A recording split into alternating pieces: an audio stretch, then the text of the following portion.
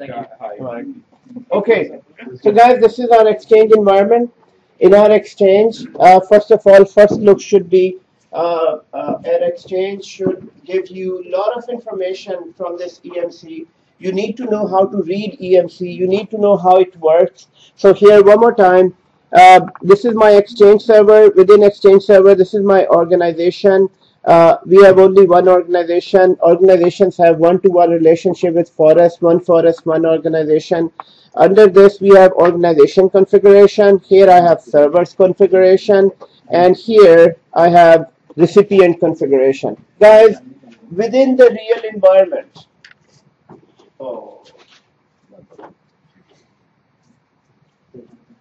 October 24th, part 1. आज कोई टोटी ड्रामा नहीं होगा. Okay. Okay. Okay. यार आपने बहुत ही गलत किया ये जुमला बोल के, क्योंकि हम एक बहुत अच्छी एंटरटेनमेंट से. आपका नाम क्या है? इजाज साहब. बना लेंगे मिस्टर. इस पे भी बनाए. अच्छा. Okay. Okay. So guys here. So guys here, in the real environment at the moment, you will find 80% of the places Exchange 2010, 80%. And then very few places have 2007. And there are some places, I mean, maybe just less than 5% Exchange 2013. But now most of the organizations are planning to move to Exchange 2016. Now in 2016, what happens is in 2016, so in Exchange 2010, there are 5 roles. 2013, 2 roles. And 2016 has 1 role. So everything is merged into one. So at the moment, in order to, if there are any in job description, they're asking for Exchange knowledge, emailing services, you would find mostly Exchange 2010 in there. Either Exchange 2010 or Office 365. If Office 365 is there, it will be connected to Exchange 2010. Now Exchange 2010, guys, Exchange 2010, you have to be very, very comfortable with this, understanding this EMC. In EMC, it's very, very simple. We have seen that it has 3 major portions. Number 1 is organization, second one is servers, third one is recipient. And here it is all about users. Here is you move a user, the request goes here. If the user does not have Active Directory account attached to a mailbox, it becomes a disconnected mailbox. Then here you have contacts. These are those people who does not have Active Directory accounts in there. They don't have Active Directory account. They don't have local email address. The contact is that you are configuring their external email address to in your Exchange. In distributed groups, we saw last time there is a dynamic distribution group and just distribution group. Distribution group is when you pick and choose people and add to a group. Dynamic is based on a rule. It's based on a query. It's based on a rule. Dynamic distribution. And then you have all the mailboxes. So you have all the. And last time we saw you created user mailbox. Then we created room mailbox. We can also create equipment mailbox as well. Now the mailbox is just a place where user logs in and send and receive email. You already know that. Now, and this boardroom mailbox, guys, it works like this. So here,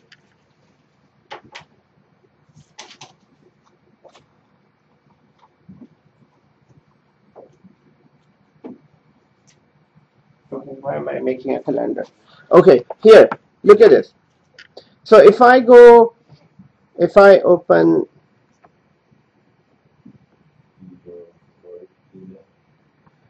my test email, okay, so I'm going to log into OWA. So basically, whatever email you send to this mailbox, which is a boardroom mailbox, it will automatically go in calendar and create an entry for you. So it's right here. Let's log in, guys. Everybody log into OWA. Okay. And this is, so I'm getting this type of authentication while logging into OWA. It is because last time I changed it to pass-through authentication. So before, you are mostly, all of you are using form-based authentication on OWA. I changed it to pass-through authentication. So it's just asking me this type of username and password. For the first time, when I save it, next time it won't ask me. So here I'm just gonna say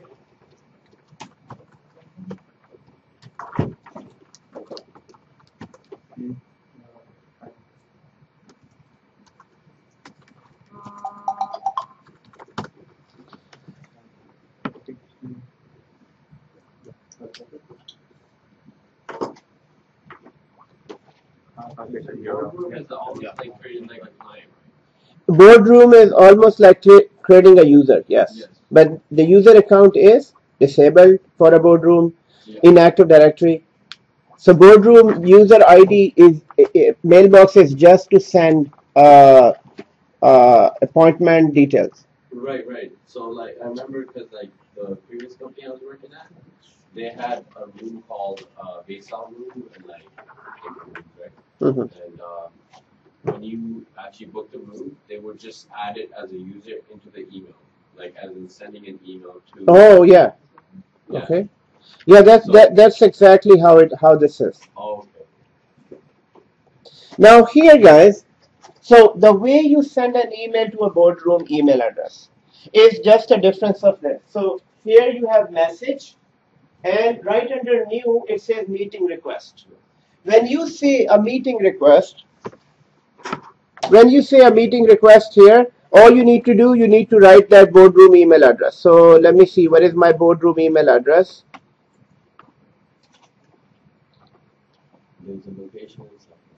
So here it's called Boardroom 1. So I'm going to just go here and I would say board and then check name. So it automatically recognized, and then I can invite people who needs to be invited. So here I would say M. Ali is invited. You can write the subject. It's a test booking for team meeting. And then you can set up dates. You can set up whatever timing you need to go through. So here, let's say the timing is 2 p.m. to 3 p.m. and send. Once this is sent, guys, it will go as an email to the user, plus it will automatically book this timing with these details into your calendar. So here, once this is gone, I can go to calendar, and within calendar it would appear like this. So as you can see now, test booking for meeting on this date is automatic. So this is how Boardroom mailbox works. Now, other than this, it is really made convenient in Exchange 2010, because before, other than this, we used to call somebody and book a meeting, or you have to manually go into calendar and then manually create a meeting invite. So this is one thing. Now, last time we stopped at CAS role, and in CAS role we know that CAS is a client access server. Client access server is a server that has a client connections. What is the same component in SCCM? Sorry? What is the component which is a client connection? It's MP. In SCCM, it's MP that connects clients to your SCCM environment.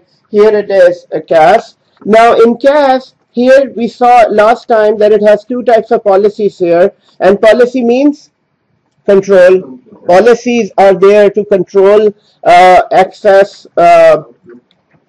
So here I have Outlook web app policies, and in this policy, if we quickly look at it, last time we disabled calendar. Here you have public computer file access, private computer. We saw this last time, and also within the same policy, you can enable or disable some features for your complete organization. So again, one more time, if I go here in CAS and if I go into default policy, And on organization level, guys, it's just a policy on CAS. Whereas this policy is saying the segmentation is just saying which feature do you want to see in the client. For example, do you want to see calendar? Do you want to see contacts and all these things? So there is this one policy here. But then when you go down to This is to see in like Outlook or something. this is OWA. This is a policy for OWA. As you can see, it says Outlook Web App. So Outlook Web App, this is Outlook policy, and right beside it is the Active Sync policy. So these policies are not for Outlook. This is just for OWA. Now here, right under server, you have client access. Now here is a few things that we do need to understand. Now, if we try to understand it right from here, so this is my client. So last time we were at 4WA authentication. 4WA authentication. Yes, I'm going to go through this. So actually, I'm repeating everything. So here, so on this, I have a client. So this is the client machine, and client could be anything, guys. Clients are those who are trying to access mailbox on an Exchange server. So this is your Exchange server mailbox role, and on this there are some mailboxes. User need to connect to the mailbox. So here you have user 1, and user 1's mailbox is this. Now user 1 can connect to his mailbox in many different ways. So the most common way is Outlook. So Outlook is the most common way for user to connect. So just say Outlook. And then in Exchange 2007, they introduced something called Outlook Anywhere, which was not very common because of some reasons, and that's why it's not in use at the moment. But we should know what is Outlook Anywhere. So you have Outlook Anywhere. And then other than this, you have Active Sync.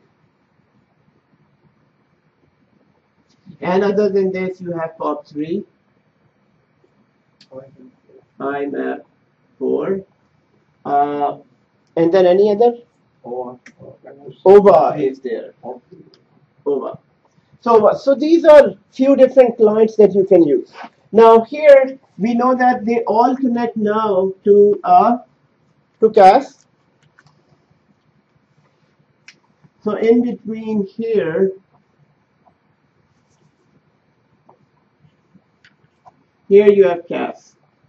And CAS is a connection point for all of these clients. So here Outlook connects to CAS. Outlook Anywhere connects to CAS. Active Sync connect to CAS. You have POP3 connect to CAS, and all of them connects to CAS. But they connect using different communication methods, which are known as protocols. So between user, first of all, this is a client. You can say this is client application. What type of application is there? And then between application and the CAS server is the protocol. So there is a protocol in between. So protocol. And then there is one connection between here to here. What is the protocol used between CAS and MB? Check your diagrams if you made any. MAPI over RPC. MAPI over RPC, guys, for interview purposes, you need to know these.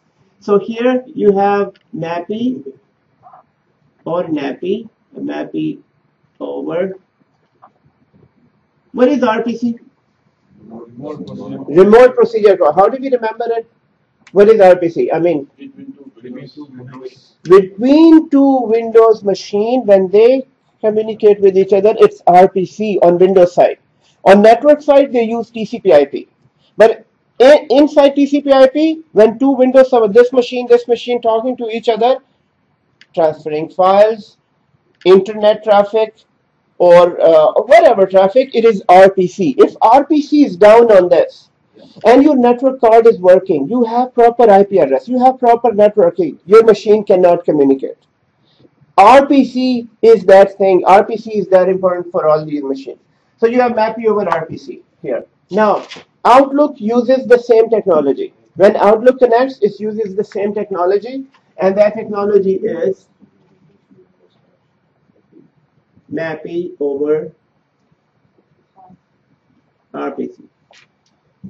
So, yes. Sorry, so the way CAS communicates with MD, that protocol is called MAPI over RPC, is that what you're saying? Yes, exactly. That's a protocol that is used. Now, Outlook uses the same protocol to connect to CAS as well. Outlook uses the same protocol. So Outlook, in some books, in some discussions, in some places, Outlook is known as MAPI client. So if somebody asks you, did you try the MAPI client? Because this is a talk between Exchange server, Exchange admin, and Exchange admin. They won't talk to the client. For a client, they will call, how's your Outlook? Outlook is working fine. Have you checked your machine? But when they talk to Exchange admins, it is like, did you check MAPI clients? What about MAPI clients? So MAPI client is always referred to Outlook. MAPI client doesn't refer to OWA. MAPI client doesn't refer to POP3. MAPI client doesn't refer to any of these other than Outlook. So basically, Outlook is a MAPI client. And that was a big difference between, one of the big major difference changes between 2007 and 2010. So 2007, what was the difference? In 2007, what about MAPI client? Outlook would connect to mailbox. Yes. So Outlook was directly connecting to here. So your answer is correct, but it was not could. It was. That was the only way Outlook used to work. In 2007, here this was directly connecting to CAS. It doesn't needed a CAS. Outlook or MAPI client does not need a CAS in 2007. But then they changed it in 2010 that Outlook, since all of the others are connecting to CAS, this should be connected to CAS as well. Now, and then Outlook Anywhere, guys. The only difference between Outlook Anywhere, the only difference between it, no difference in the way it works. So both are Outlook clients. This is Outlook and this is Outlook. So basically, which Outlook I'm talking about? I'm talking about this Outlook, guys. So the Outlook that comes with Office. So Outlook, you install Office and you run this, and here the Outlook starts. So now this application is complete Outlook. This is Outlook. You would see that it is almost like OWA. It is almost like OW, but it's not OWA. It's not OWA. It is all Outlook. Now it's a complete application. So guys, Outlook Anywhere is that you have Outlook connected 24/7. Same client connected 24/7 without the need of VPN connection. Without the need of VPN connection. Now Outlook, it uses protocol. What is the protocol for this? HTTP over RPC. Is it? RPC over HTTP. RPC over HTTP, yes. So it's RPC over HTTP or HTTPS. It can be HTTPS if it is secured. It must be. Actually, it must be. Because it needs a security certificate. It needs a security certificate and it must be HTTPS. Without that, it doesn't work. It won't work. Yeah. Now, the main purpose of this was so that clients can directly connect to CAS server wherever they are. Now, guys, it is very important to know. It is very important to know that this Outlook can only work in Office. Once you're connected, this Outlook will only work in Office. But guys, if the client is at home, so this is the same client, and client is at home through internet. So client can connect to Outlook Anywhere. So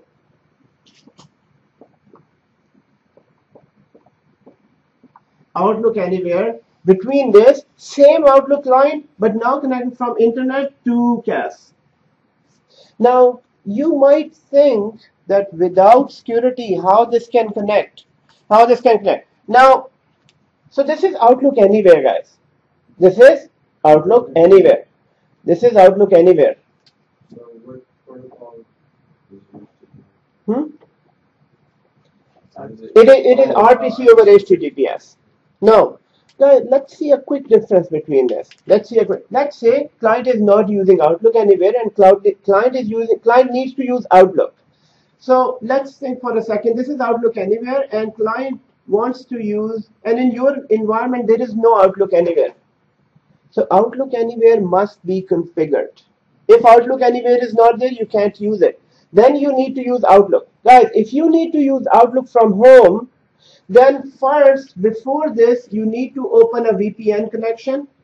You would open a VPN connection, connect to VPN, number one, and then Outlook will connect. So normal Outlook, when user need to connect to Office, you must be first VPN and then Outlook.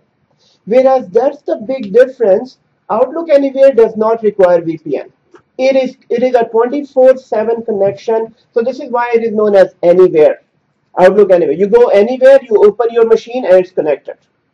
So now you might think, why is it connected without VPN? Because guys, it is RPC over HTTPS.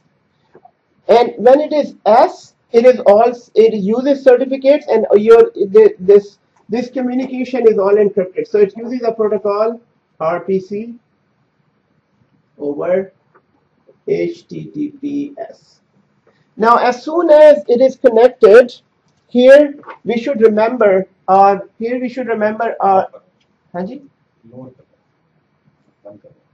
Okay. So here we must remember that on this we have a certificate, and on cache side you must have a certificate as well for our RPC over HTTPS. Now HTTPS, we must know this HTTPS works exactly the same way when we access our bank accounts. So from home, when you log into your your bank accounts, this is all HTTPS. Why? Because your computer has certificate, TD Bank has certificate. So same thing, you have certificate here, same certificate here, and now this all traffic will be encrypted. So even from home, Outlook uses the same protocol? Yeah. Yes, it will. Because your Outlook will be configured. Your Outlook will be configured. Your Outlook is configured for using Outlook Anywhere. Now as an end user, they don't feel a difference. So user is sitting in office using the same Outlook. So user is connected to the same Outlook, and at home he opens his computer and connected to the same Outlook. For end user, there is no difference. It is for us to know, oh, at home he was using Outlook Anywhere, in office he is using Outlook.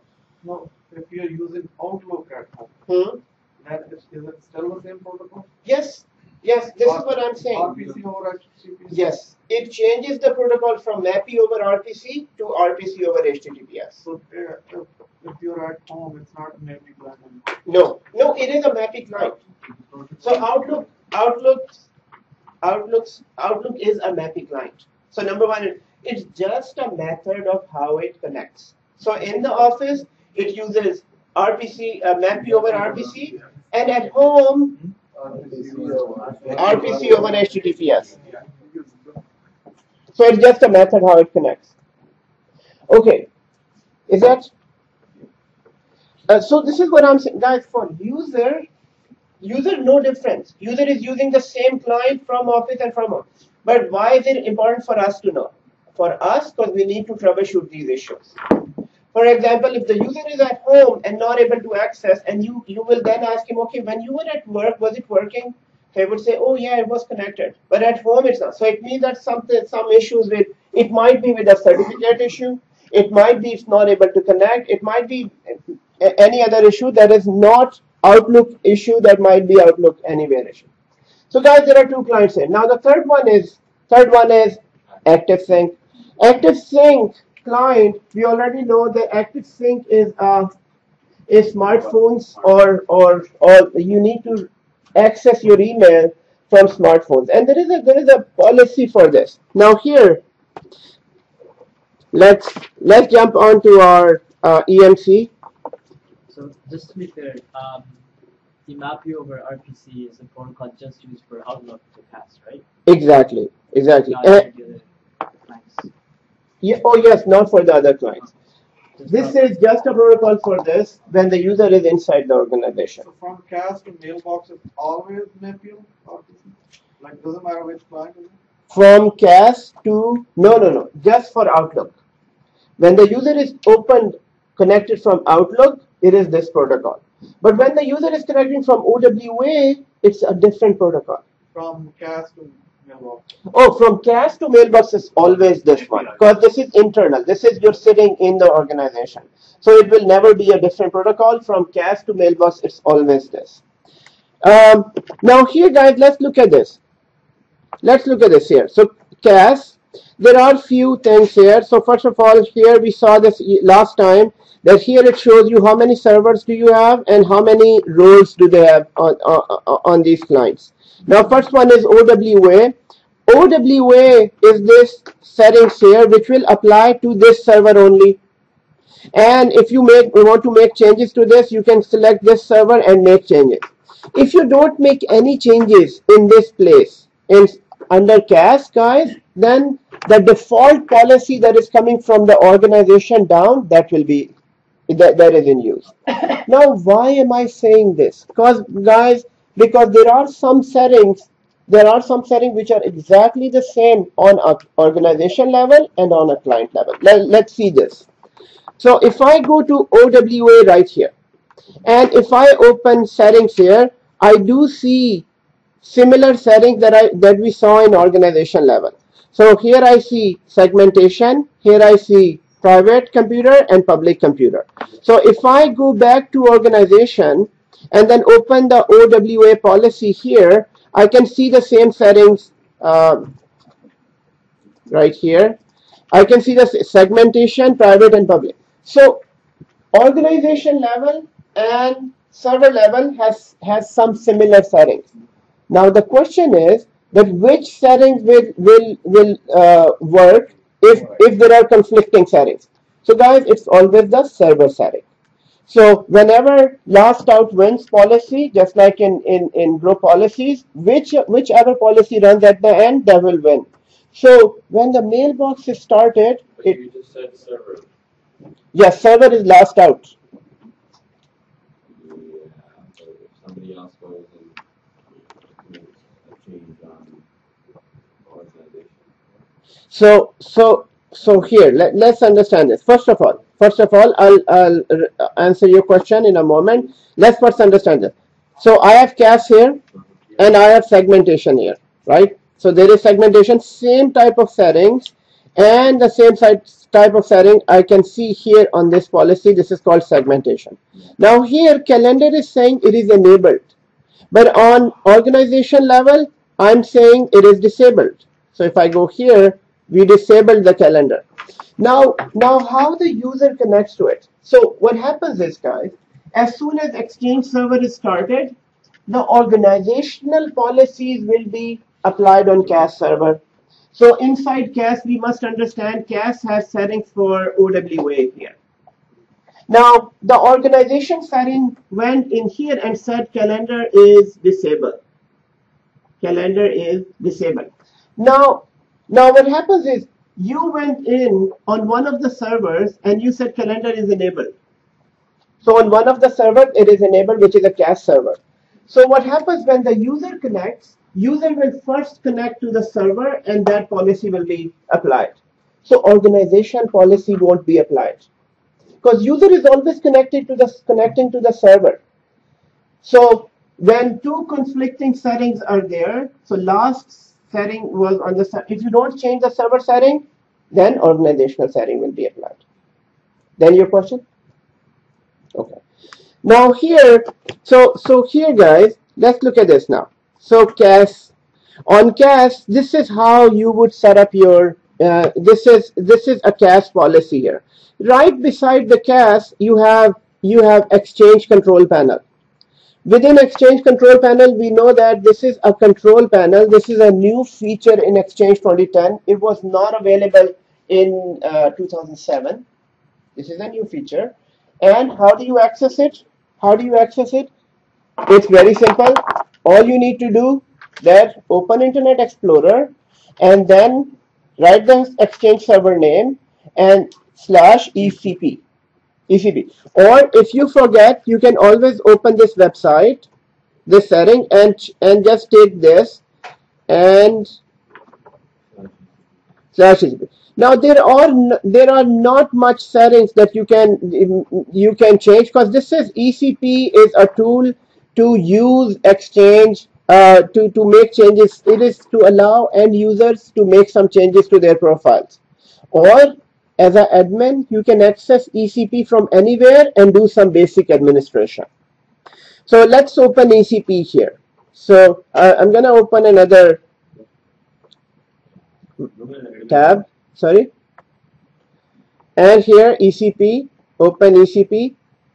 Now it depends on, we saw that earlier, that whoever you logged in with, you will be opening as that user. ECP as that. If you're a normal user, you can only make changes to your profile. If you're an Exchange admin, you can make changes to few things in Exchange. So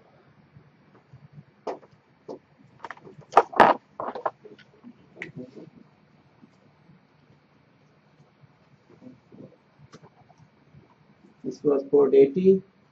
This was POP3 protocol. POP3 and SMTP both work together. And this was HTTP. HTTP or HTTPS. Wherever HTTP, HTTPS. This is port 80. This one is port 443. And always remember, in POP3 or IMAP4, this is for incoming emails. This is for outgoing emails. So you can say incoming email, and SMTP is outgoing. So whenever you use POP3 client, you must have a SMTP as well. SMTP is used to send email, whereas POP3 is used to receive email. Whereas in this case, Outlook can do so. MAPI over RPC can do both at the same time. MAPI, you don't need two different protocols to receive and send. But in POP3, guys, the reason POP3 is here because mostly because of backward compatibility. Because long time back, it was POP3 and IMAP4. But then they introduced MAPI over RPC and SMTP and all that. So POP3 is mostly for non-Microsoft clients, when you use non-Microsoft client or non-MAPI clients to access email. Most of the time, so here, POP3.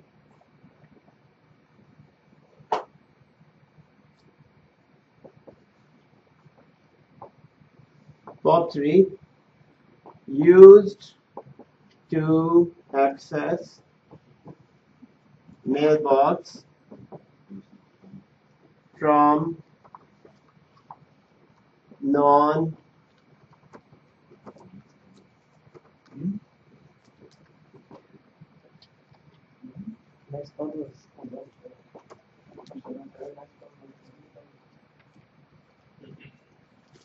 This guy is always distracted. Okay, here.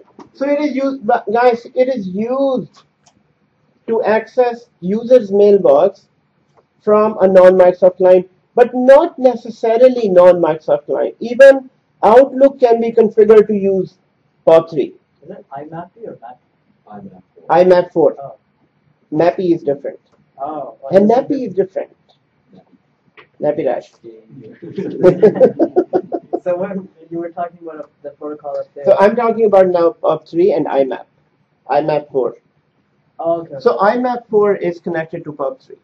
Okay. So here, guys, let's look at this. Let's look at this for a second. POP3 is used in places where people do not have access to Outlook. Although Outlook can be configured to use POP3. Outlook has an option, we can configure Outlook to use POP3. But guys, we must remember that if you configure Outlook with POP3, then you won't be able to use full features of Outlook because this is older protocol. So this protocol is used where people do not have access to Outlook. For example, on Linux machine, on Unix machine, on any other machine where they can't access. Actually, nowadays now you will find Outlook for Linux as well. So few years back you can't find Outlook to be used on Linux or Unix. Now actually in Linux they have a similar client called OpenOffice. In Linux they are just like MS Office from Microsoft. In Linux you can use OpenOffice. OpenOffice, they have Excel, they have Word, they have Outlook, they have all those things.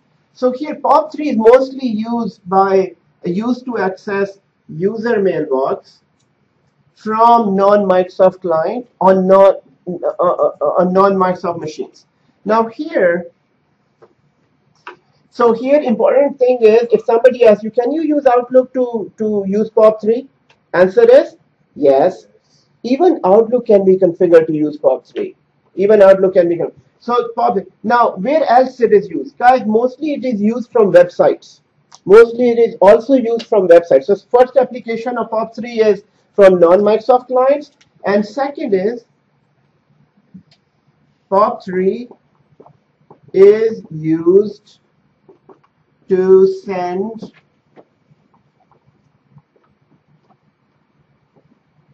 and receive emails from and to websites. Now most of the time when websites, any websites, when they start sending emails, they can use POP3 and IMAP4 as well. So POP3 and IMAP4. So we saw these two applications. There are some other applications as well, but most importantly this. Most important for as being an Exchange server, we must remember it is one of the ways to connect to the mailbox. It is available in Exchange, so one of the ways to connect to mailbox. Now guys, POP3 to start with, by default it is disabled in Exchange.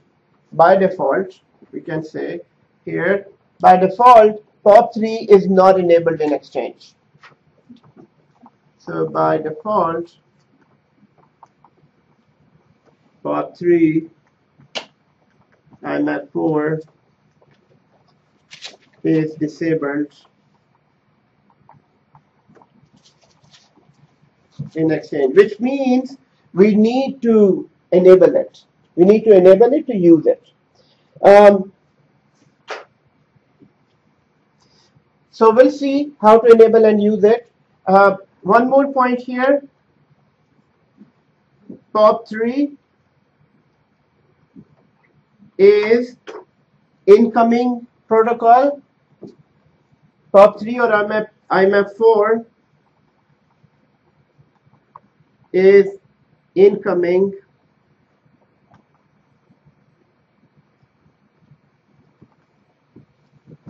messages protocol. It is incoming messages protocol, which means this protocol is used to receive email. This can only receive email. It cannot send email out. In order to send email, you must have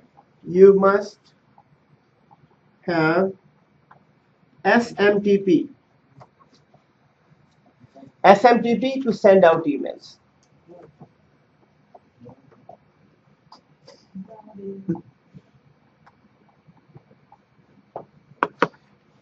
So next, how to configure, how to use POP3 in Exchange.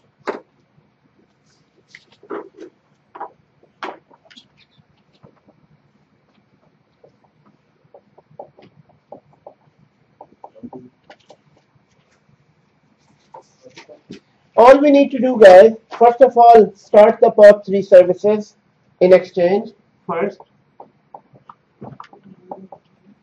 Start the POP3 services in cache server. Number 2, configure POP3 Policy and client. So two things. People use this much. Huh? Not much, but you must know what this is.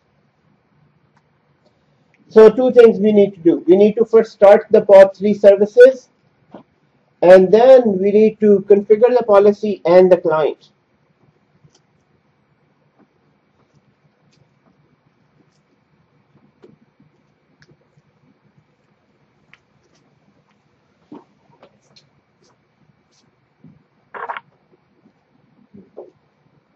नाश्ता खत्म हो गया हो तो हम कुछ काम कर लें हैं? नाश्ता खत्म हो गया तो चाय ले लो। Okay, it's really dry. वो तो यही सुनना चाह रहे हैं। क्यों नहीं बना लिया? क्या हो गया? आज सुनो। सर ने दवा शब्द बनाया कोर्स बनाया ना पढ़ रहे बैठा हुआ।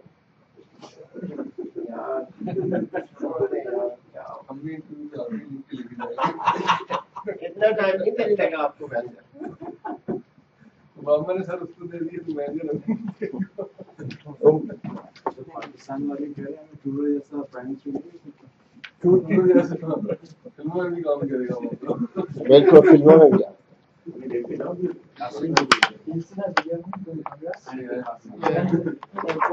all the one was dancing. Song back with show.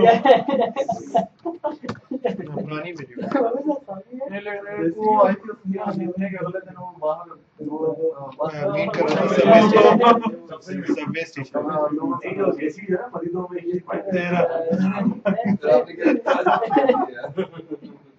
या वो कुछ लोग सो रहे थे ये जरूरी था थोड़ा सा जरूरी सो रहे हैं मुझे अभी जावे अप्लाई करनी हो रही है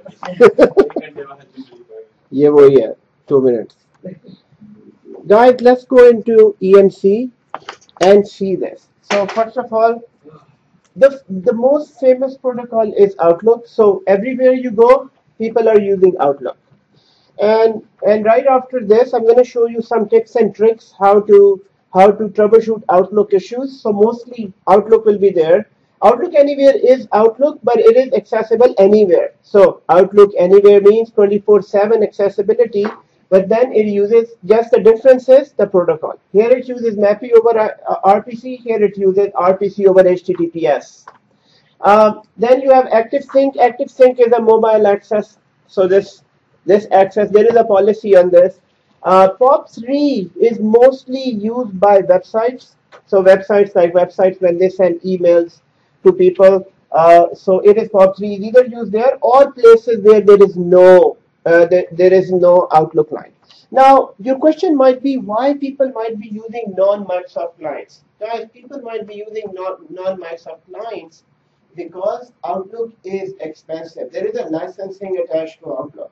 So if people need to use free clients, so free, when they need to use free, this protocol cannot be used. So almost all free emailing clients people can use POP3. Almost all free email clients, they can all use POP3. But guys, for the same reason, Microsoft has disabled it by default in Exchange. So Microsoft is not encouraging people to use POP3. If there is no need for your organization to use POP3, don't enable it.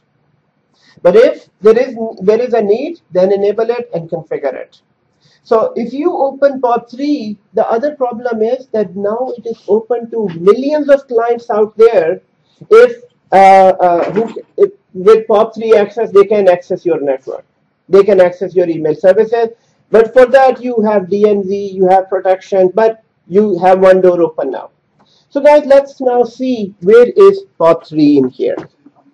So first of all, on server side, you go, so there is nothing on organizational side. Sorry. ECP, I'm going to go back to that. Go back to ECP in a moment. So here, guys, about POP3, I have nothing about POP3 under organization. So POP3 settings are under each server. So I'll go to any one of the servers. So I have 2 servers with casserole. And then right here at the end, it says POP3. And in POP3, I have POP3 and IMAP4, both of them. So now, at one point in time, you either need POP3 or IMAP4. So you can use IMAP4 or POP3, or you can use both of them as well. Both of them are receiving protocol. Both of them, POP3 and IMAP4, both are receiving protocol. They are both used for receiving emails. Question? Yeah. If you want to make a, like, if you want to change the settings to enable the POP3 for, let's say, your server, the second one. Yes, it won't work for the first one. So what was your question? Sorry about that. No. How do you change the thing for the second one? Oh, for the in your list, you only have the first one and the third one. oh, actually, second one. I think second one does not have that role. As we decided, remember, the second one is just a mailbox server. Second one does not have CAS. Yes. Remember? So since it is just a CAS, it is just mailbox server. That's why I don't see that here. So if I go to the first one, yes, and go to client access under server configuration. If I go to your DC on the top left, and then go to client access. Yes. Oh yeah, you don't see 2. Yes, because 2 is just a mailbox server. Alright. Okay, so here, guys, here what we have here is I have POP3 and IMAP4. If you double click on POP3 here and you go into few settings here, it says it has a binding. So you just have to restart the service? You just have to enable it and restart the service. You have to enable for now it is disabled, right? So guys, here there is nothing much to do other than here on this level it's just saying which port it is using. So it's using port 110 port. What type of authentication it is using? It's using a TLS authentication connection. How many connection it can have? So there is nothing much to change here. You would leave it as is in many environments. But the main important thing here is that you go into services. So go into Windows services, and within Windows services, now how do you get to Windows services? You can either go here or you can go to administrative tools, and within here you see services. So if you are in services and you go down to exchange services, so these are all of the exchange services, and then you expand the screen, and right here there should be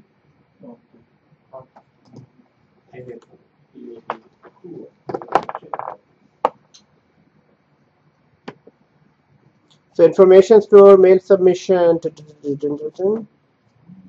I don't have POP3 here. Microsoft Exchange POP3. Oh, yes. No, actually, see, I'm on 2. And on 2, there is no CAS. So I must be on one of the servers. So good.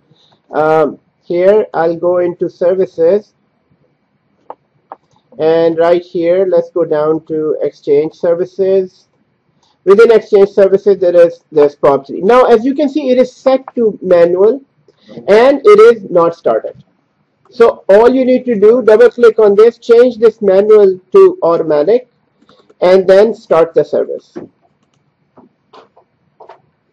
Manual click, right? Yes, just double click on this. Just double click on this, and then change startup type to automatic. What's delayed start? Delay start is for some services that might need to be started after all other services are started. So delay start is just, it would wait for computer to just start up and then start. You would see delayed start in VMware. In VMware, you saw this in VMware.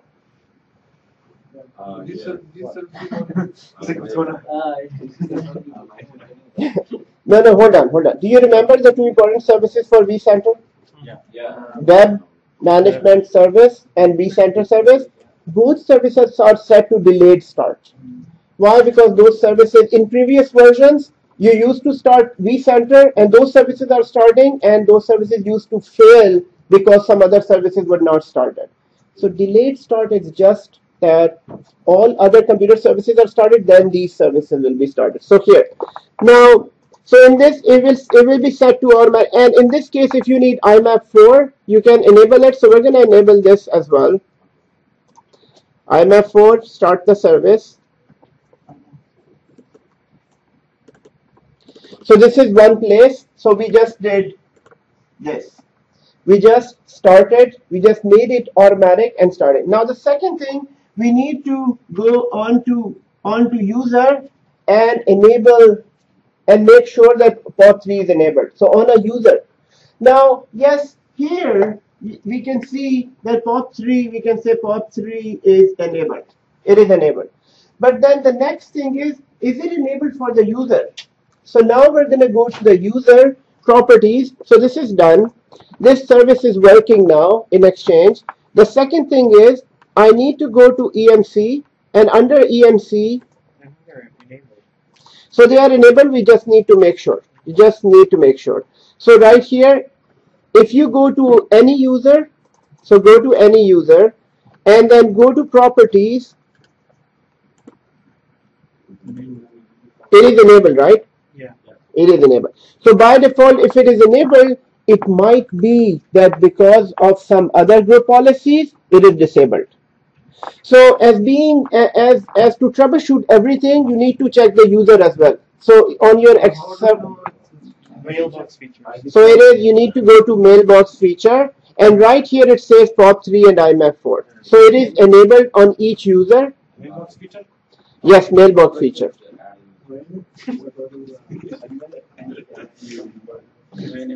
So it is enabled. So now we check it is enabled on user side. Now the next thing we need to see on the policy we already checked. On the policy there is nothing much, but there is only one thing to see that might affect your the way clients connect is this. Guys, the next thing is that, so we checked this, number 1, services, number 2, client, and number 3, policy. So in policy, just jump onto a policy here and just double click on POP 3. The only thing that you might need to check in any environment is the way they authenticate. So this is the authentication screen. Now here by default it is saying that it needs certificates. Without certificate, users cannot use this service. If in some environment they don't have certificates, then then people without a certificate they cannot connect. So this is high security. This is high security. So in this case, at the moment, if you don't have proper certificates, and when it comes to certificate, we already know there are private certificates, there are public certificates. You have certificates from VeriSign. You have certificate in-house certificates that are issued from CAs, right? So guys, in this case, the only thing you need to know is that for now, by default, it is set to TLS.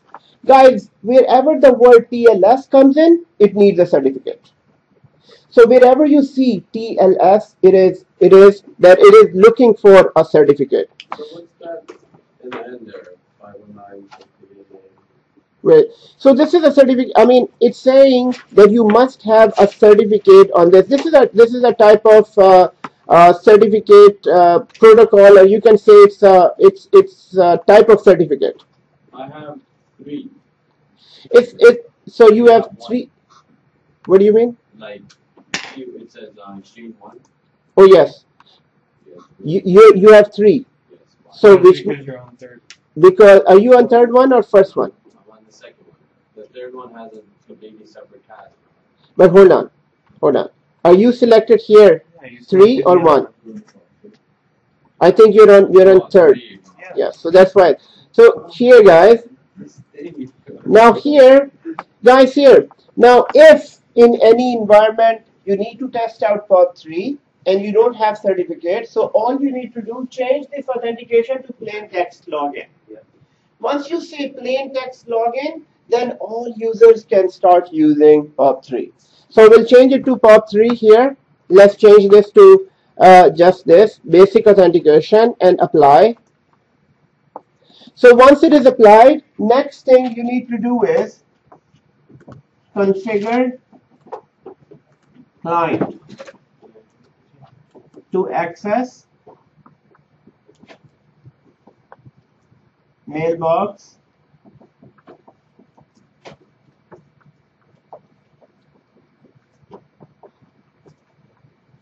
IMAP4. So once this is changed, all you need to do is now OWA cannot connect to POP3. OWA can only connect to MAPI. So in order to do this, you must have a client like Outlook or Outlook Express. Now Outlook is not a free software. You must have an Office license for Outlook. So Outlook is a licensed product. But guys, few years back, with all of the Windows, they used to ship out a free emailing client, and that was known as Outlook Express. Outlook Express was a free client, and now we don't see it. It's not included with any operating system. So till 2003 and some before R2 version of 2008, Express used to be there, and now I don't see Express anywhere. Not even in Windows 7. Outlook is not here. So okay, so now in Outlook, I'm going to show you how to configure POP3 in any client. So let's say if I go to File and I go to Account Settings, and in there, if you have Outlook, guys, anybody have Outlook?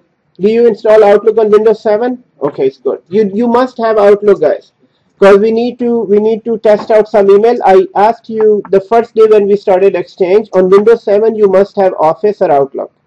So if you don't have, then take the copy of Office from someone who has it. Who has it? Anybody has copy of Office? Copy of Office. Well, what version are you using? 2010. Okay, so 2010. So one person has it. You need to copy it from there. Okay, so here. So guys, all we need to do is you go to File and Account Settings and go to Account Settings here, and here I can say I need a new email. So I already have 2 email accounts here, and as you can see, both of these emails are set to POP3. So POP and SMTP. Now the reason is, so this is a good example, that here this Outlook is connected to my Canucks.com domain. Now and Canucks.com domain has emails as well. So the only way I can access to Canucks.com from my email addresses is through POP3. I cannot use MAPI clients because it's not, it won't, so that website doesn't let me use the MAPI clients. So POP3, so this is where we said POP3 is used to send and receive emails from websites as well. So whenever you register a website on hosting with your hosting package, they give you POP3 account, and POP3 you can send and receive email. Now here, let me make a new POP3 connection. I'll just say new. Huh? Yes, it is recorded. So here we are going into email and then next, and right here I can select here, but in this case in POP3 I must go manually. It won't automatically select it, so I must go manually. And right here it says, okay, do you want to connect to internet email? And here it gives you example. If you select this, then you can select POP3 and IMAP4. And if you select this means that you're trying to select Outlook or MAPI clients. The second option is for MAPI clients, which is MAPI over RPC. The first option is POP3. So here I'm going to go to POP3, and here I need to put in a name that is used for that purpose. I need to add all that information. For example, I would say we need to have a valid address. So let's say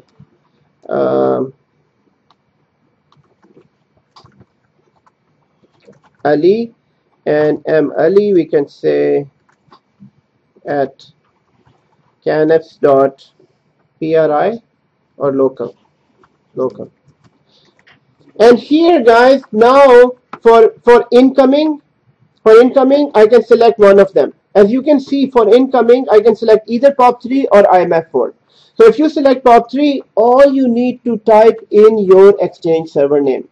So here, what is my Exchange server name? Let me jump back here. My Exchange server name is EXCH03. EXCH03. So that is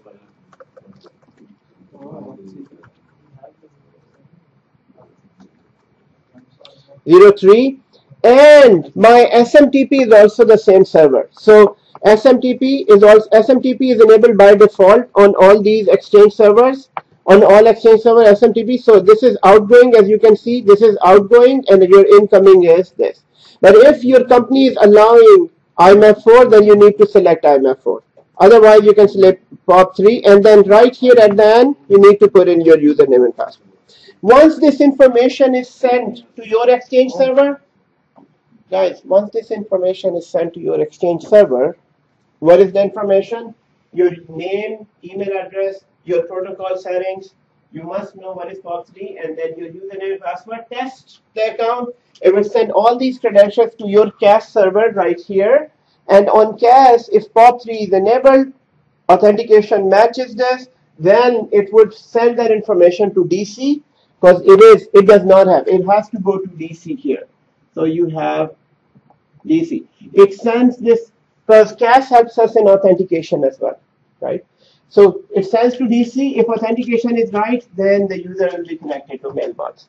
In this case, it won't connect because this client is not connected to our Exchange environment.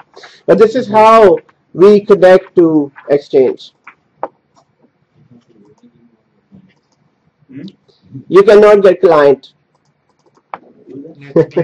Oh, client. It is a client. Why do you need a client? So like I deleted one of the VMDK files or something. Huh? So when I VMDK file. for that client. Okay. And then when I try to like power on the machine, I get an error. Okay. In 30 seconds. You deleted that file, so it's gone. It's gone. So this is so here USB. Do you have a USB? I have it. So give it to him. Give it to him. Yeah. Huh? They also lock the file. That's the module disk power on failed. Now let's see, guys. EMC. Sorry, ECP. ECP. So ECP. For ECP, I'm logged into ECP now here. So this is my ECP. Guys, in ECP, which is Exchange Control Panel. ECP is Exchange Control Panel, guys. If you are in ECP and you are Exchange admin, then you would see all these settings. You can see all the mailboxes. You can see distribution groups in your environment. So let me log in again.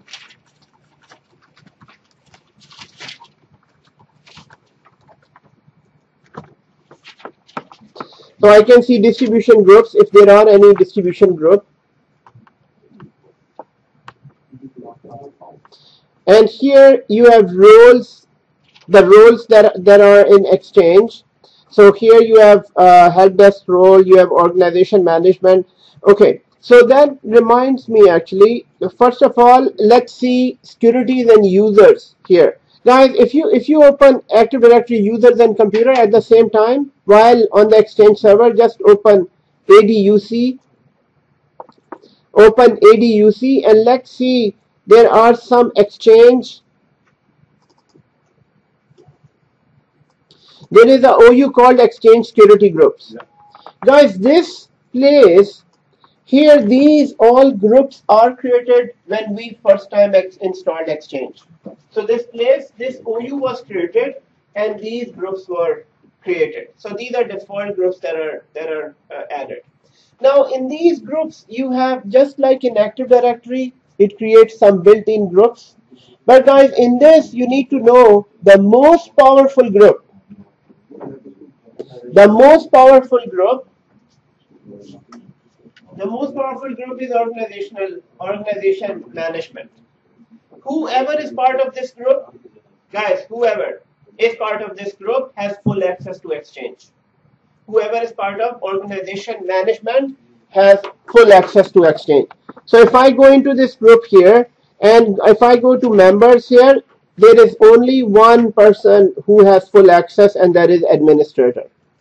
So administrator has full access to this environment. Other than this, there are some other groups as well. So you have Exchange servers group, you have delivery management group, and there is some description for these groups as well. You have recipient management. So if somebody needs to be given just a mailbox access management, so they can create mailbox, they can make changes to mailbox, disable mailbox, connect mailbox, disconnect mailbox, create content, they should be added here under recipient. Now in this group at the moment no one is there because we have only one account that has access, and that is a full organization management. So mostly you would see 3 groups to be used more frequently than others. So only 3 groups. I mean, you have many other groups here, but most of the time organization won't use this group. They create their own groups at their own access. But most of the time 3 groups are used. One is organization management, which is the topmost Exchange admin. In other words, this is, you can say it's enterprise admin for your, just like enterprise admin who has full access. This is organization admin, number 1. Number 2 is view-only organization management. Now this is mostly given to member of this management group can only view all these configurations. So any person who's part of this group, view-only organization management, they can open EMC, they can see everything, but they can't make any changes. Yes? Why select here? Why select? So what do you need to select? Do I just put whatever? No. Yeah. Manual. Next. First one. Because it says pop. Yeah. Next. And here you put in all the information. So any one user name, his email address, and then Exchange server name, each selected top 3, then username, and then test. Username is the email? Or username is the email or just the Username is just a logon name. So organization management, view only management, and the third one is recipient management. So you might want to give access to some people for recipient management. So here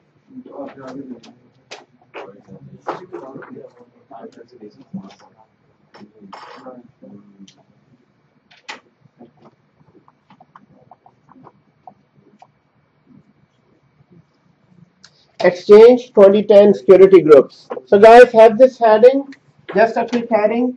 So once Exchange is installed, it creates a new OU in Active Directory. OU is created. OU is created in AD when Exchange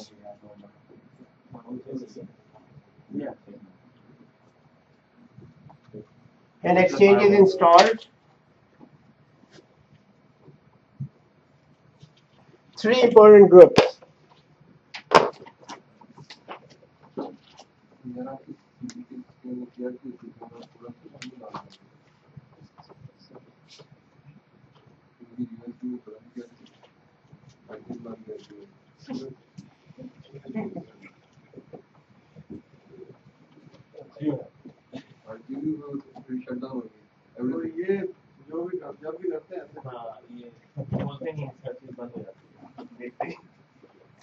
Organization management,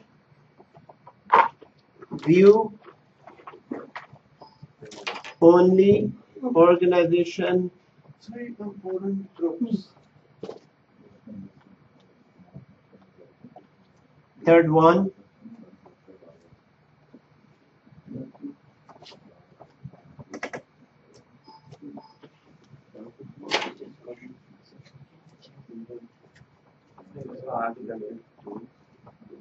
so 3 important groups: organization management, full access to Exchange; view only management, only view access to EMC. Third one, recipient management. Recipient management has access to mailboxes, recipient Mostly first level support would be added here. This will be just a help desk group. This will be your exchange organization. So what do you mean by OU is created in AD? So this is the OU that is created in AD. Oh, the Microsoft Exchange. Yes. So once you install Exchange, Microsoft Exchange security groups.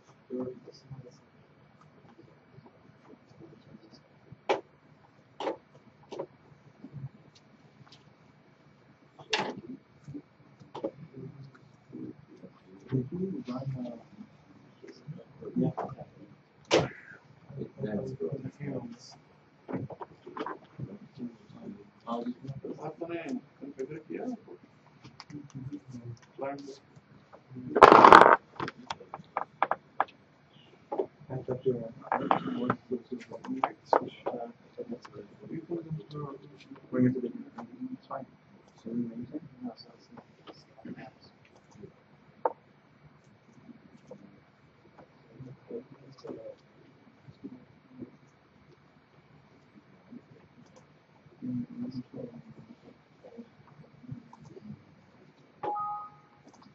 Okay.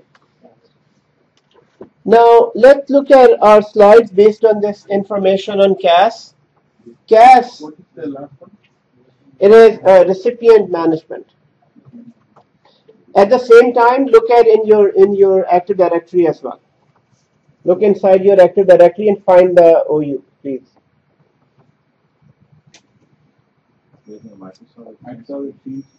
Yes. Log on to incoming mail server POP3 failed. Failed. Yeah. Yes. Yeah. So just go into POP3 settings and remember authentication. You change it to basic. Here. No, not here. Go here. Yeah. Go to POP3.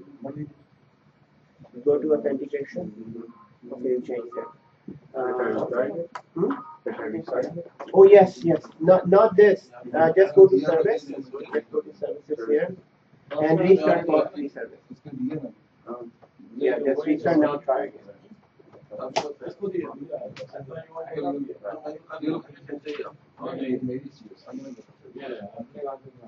Did you do the error right away? Okay, now sending is an issue. मेरे पास है लेकिन Server responded. configure किया वो That's right. I had logged on here. Yeah, you're fine. So now incoming is working and outgoing is not working. So test again. Test again. So see, By default, the username input was just this. login is fine. create bulk Login was fine, but send test email is not working. Maybe if I change back to what it did.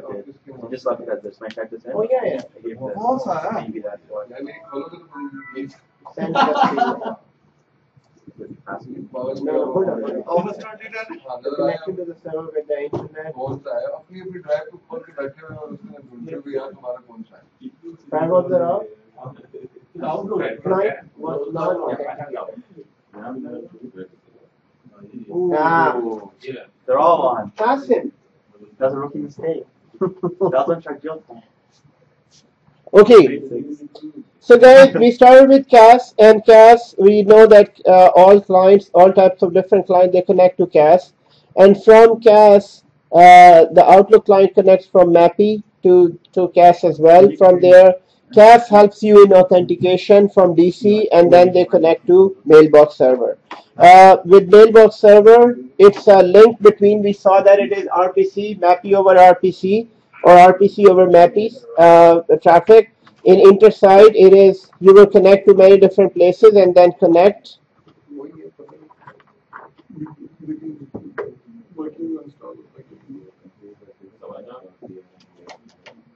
So I'm just going through the slides here. So what is RPC? What is RPC? RPC Client Access Services provides MAPI clients with the ability to connect to CAS server instead of Mailbox server. Yes? Question? you have 2007 offices stored and you can start 2010 1 hour, I guess. I think so. Yeah. If you have 2003, it is in here. I have 7 now. I'm going to start on 2010.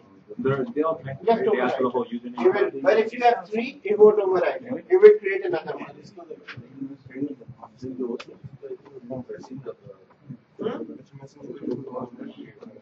क्या हो गया?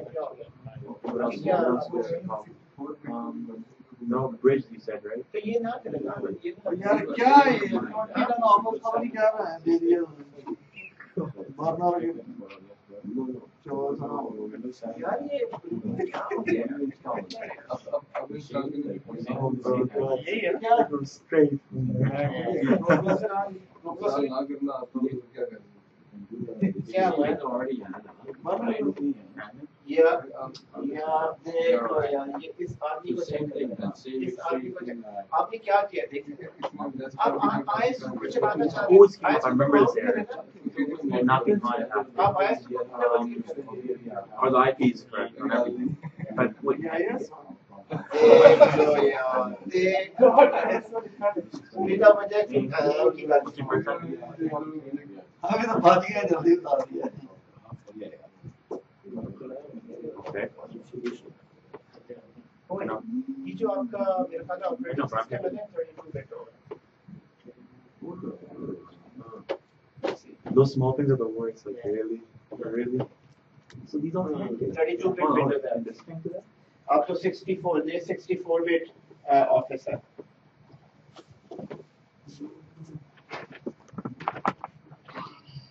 ये 64 बता रहा था किधर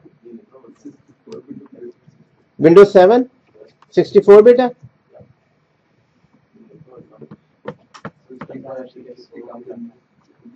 अच्छा ठीक से नहीं ये अनसपोर्टेड है ये बेसिकली ये 32 बिट का Would you है put okay yes maybe that might be it might be 32 bit मेरा तो इंस्टॉल एक 32 बिट हाँ होना चाहिए चलना चाहिए नहीं it says cannot start but it says it is 64 bit it says it's a 64 bit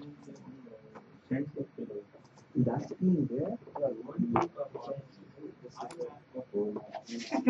was me.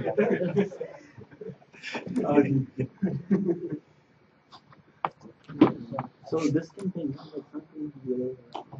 Seth, this was the program that created 200 users here this one the create user It's 400 so you just create and you would just say number of users and all that open it so there is one file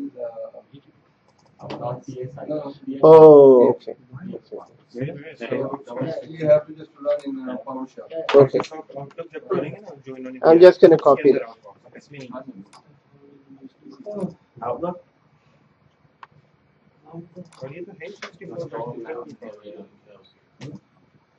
नहीं लेकिन I think it's the 32 bit no ये वाले वो ले आओ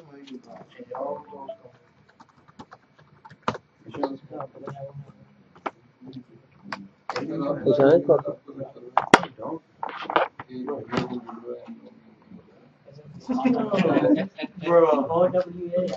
It's online. यार एक मैंने की जीते हैं यार बिना मलिक अरे की यार ये आप ही का कोई फोल्डर खुल गया इसमें इनकी लिस्ट में तो नहीं है sir I just want to see it. अल्लाह जी सारदा कंप्यूटर बड़ा हाई-फाई है वो जा रहा है साढ़े तक कट गया okay आपने उसको नहीं किया okay ये नहीं होगा इसलिए नहीं होगा कि पता नहीं दोबारा में करेंगे maybe it's not copied properly so it won't work yours working huh 2010 okay you have ISO for that copy करके दिया नहीं करेगा Sir, mine just installed. from his from his 32-bit and 32-bit should install on 64. yes it should it's something I else. got it from Costco. maybe I think the it's ISO is not Yes, properly sir. socket. I got it from Costco. This one. Okay, You got it, I think. you have all the software. 32. It's a 32 bit. 64, 35. Allah bana.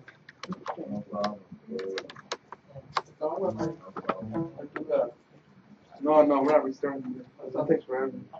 I mean, We're not installing anything. no, I mean,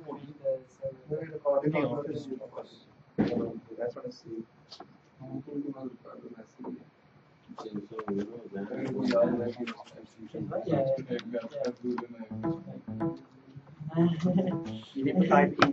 Yo, dog, I asked you what that key was. You said you changed to 110. No, that was on this one. Okay. What's I think with it? I just found out. Okay, 40. Yeah. I'm doing it myself. That's why I asked. I thought you did it. I think the my advice. I brought it 40. Now, वो उसमें है programme में है सारा yes. वो आप change कर सकते हैं उसको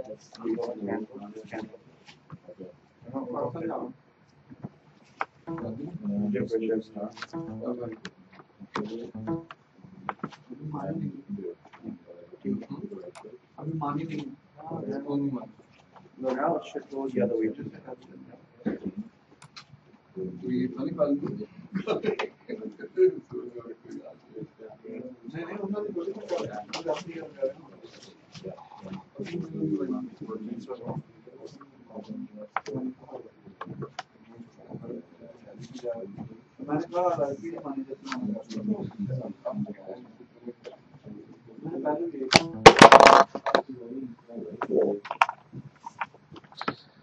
thank you. No way. There's a USB with the other side.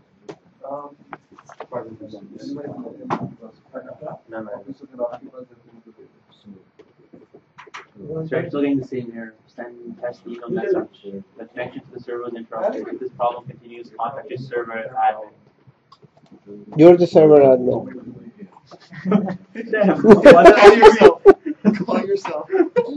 It's a bro, screw it. It's like, yeah, right now. okay guys so in CAS there is just one more thing to remember and that one more thing is so this is what we just saw that Outlook connects to CAS. From CAS they are connected to MAPI client. Everyone. And then there is just one more thing that you need to know is auto discovery. Auto discovery is a new feature in Exchange 2010. With auto discovery, clients does not have to configure their Outlook. With auto discovery, clients does not have to configure their Outlook. For example, in previous Exchange, guys, everyone, in previous Exchange 2003, 2007, you have to go from client to client and configure their Outlook. So go into add account and then Outlook, enter their username and password and everything. In Exchange 2010, it provides this new option, and that option is to provide auto discovery. Now, in auto discovery, what happens? In auto discovery, what happens? Machines will automatically discover Exchange.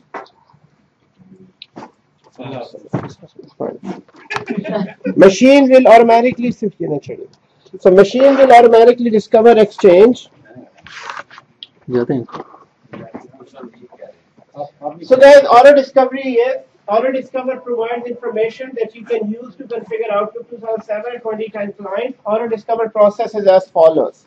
In auto discover, what you do is the client locates auto discover service, and the auto discover service on the client sends each client access server HTTP post commands, and then the appropriate CAS server responds to by returning the XML file, and auto discover Outlook downloads those required configuration.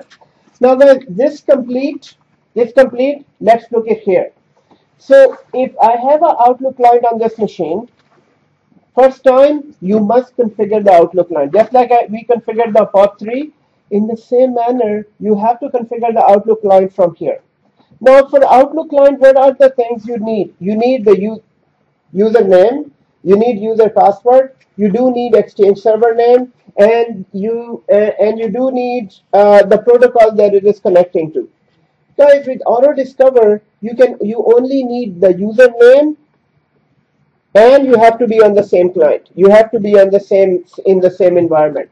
So what happens? AutoDiscover, the client locates AutoDiscover service. As soon as Outlook starts, it will locate over the internet where is the AutoDiscover service, and AutoDiscover service is enabled on CAS.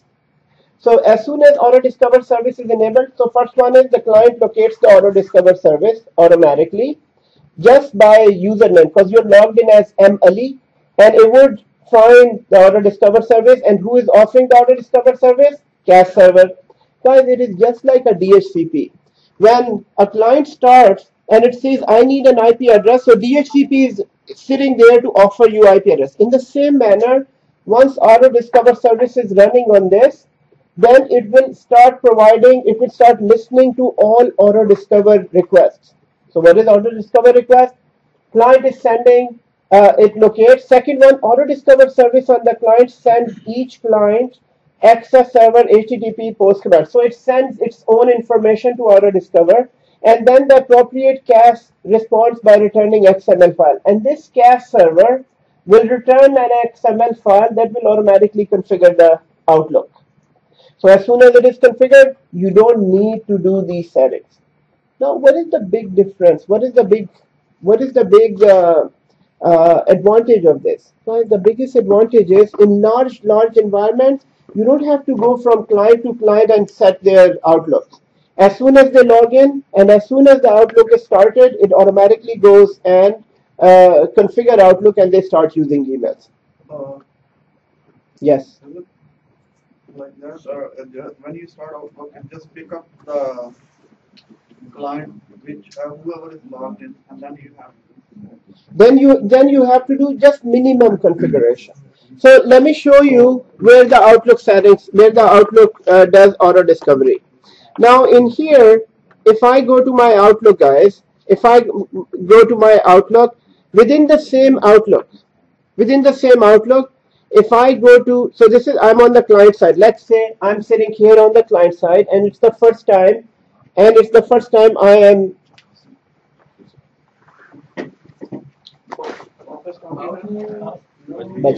Thank you.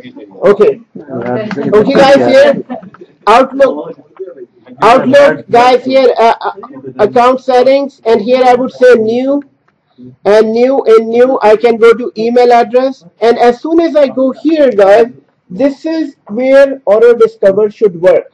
Now, in this case, if AutoDiscover is configured in your environment, you should not go manually configure it.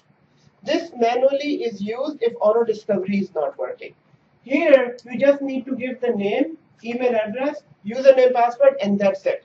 After that, once you click next, it will try to find a CAS server or a Discover service, download all settings of Exchange, whatever setting, and will automatically configure it. This username and password, is this for the domain or? Yes, it is for the domain. It is for the domain because there is only one user account. But if the client is connected to the domain or before that? So this is just the first time. Just the first time. So if this machine was given to you, and you will have to do it first time, because even a non-technical user knows this information, right? There is no technical information that which Exchange server, which domain controller. It's just saying enter your own information. So what I mean to say is when I log into the computer, yes, I put domain username and password. Yes. So it uses Windows credentials, or then you have to put it in again here? You have to put it again here just the first time. This is the first then time. Every time, then all the time, once it is configured, it won't ask you this again. Okay. Let's say if the user is not part of your organization, and like we had an AD account, but you want to configure like let's say Gmail and stuff here. So AutoDiscover won't work. Guys, it's a very good question. The question is that if a user has a Gmail account and does not have mailbox, can he use AutoDiscover feature? No, cannot. For Gmail, he must go through POP3 or those other settings. This is just for Exchange settings. Okay. Now here,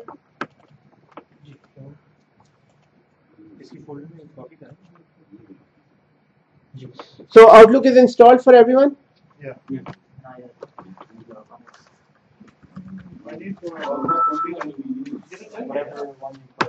Okay, here, get this office. Yeah. So have office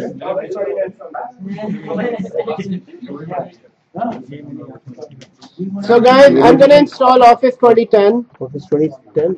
Yes, on client. 2007 will work or no? It's fine. 2007 is fine as well. No, but Exchange Server, will that support? Will it support 2007 or no? It will. Will it support 2007 client? Yes, yes, it will. Even it will support 2003 as well. No, but I was under the impression the first time we configured it, we set up those options. And No, it will work. Only public folder won't work. Oh, okay. If there are public folders, there won't work. Okay. So guys, I'm installing Office 2010. Which one? Which one? उन्होंने दिया मेरा तो ये computer का कुछ है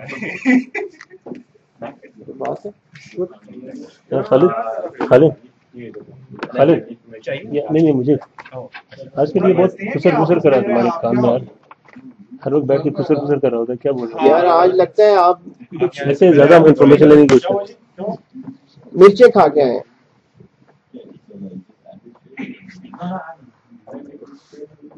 लेकिन वो सेम ही आता है नहीं भाई दूसरा ऑफिस है क्या हो गया 32 बिट वाला एक पड़ा हुआ है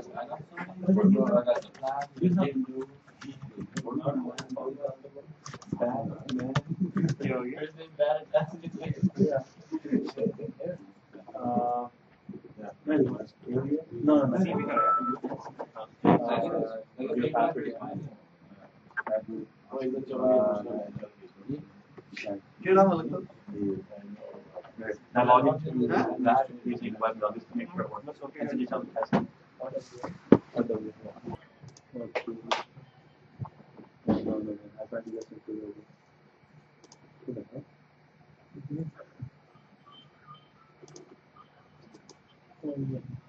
Oh my god.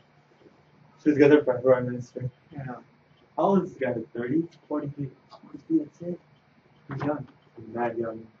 His dad was the Prime Minister for 10 years. Is there one psycho in one? You देखा है ये? The Prime Minister.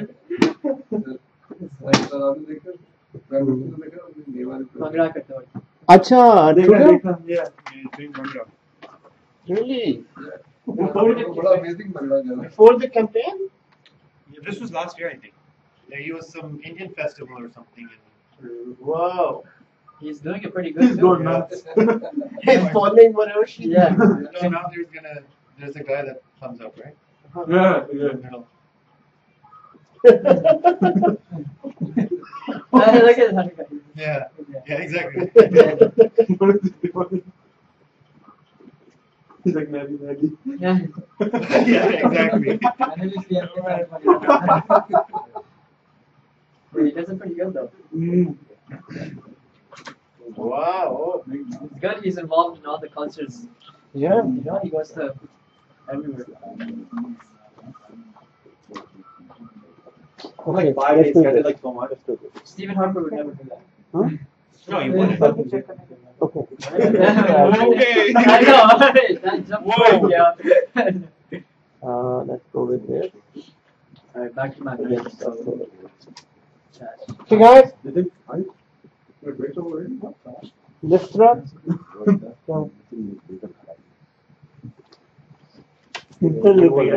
काला का मैंने उससे आधा ले लिया Thank you. काम करिए उनको साथ ले गए ये नहीं कि कहते कि यार आप 10 करें हम लेके आते आज बच गए ये Okay. क्या Is it set? सब में बांट दो वैसे बच भी नहीं आगे करते खत्म नहीं करता क्या हो गया यार रखिए क्या तो नहीं महिला की वजह में जब खाते में पुराना होता है भाई का टोकरा इनके आगे रख दिया ये सबको दे देते हैं टोकरा कौन कब से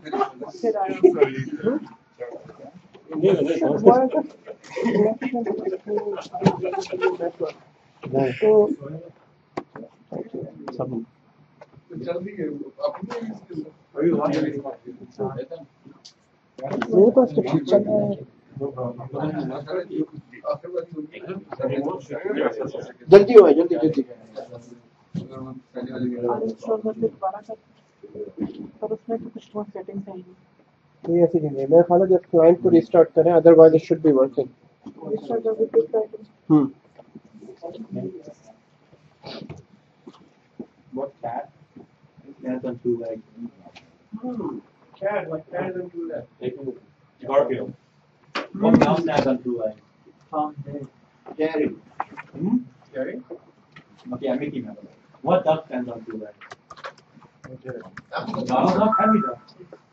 Donald Duck? Every duck. Everyone's like Donald Duck. I'm like, bro. किधर गया है?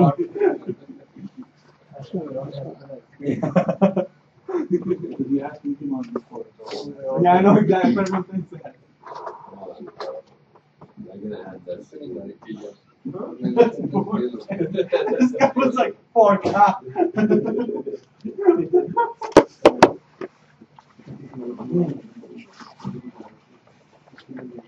think you know this. Where's Whitey at? yes you asked before No. Y-A-S? Where's Whitey at? like Yankee Edward Sandy. Where's EYS? EYS? EYS. EYES? O-W-A? Oh he was thinking about it I think I'm like, wait, yes. My brother to me, I was like, he's like, YS. I'm like, yes. He's like, EYS. I'm like, ES.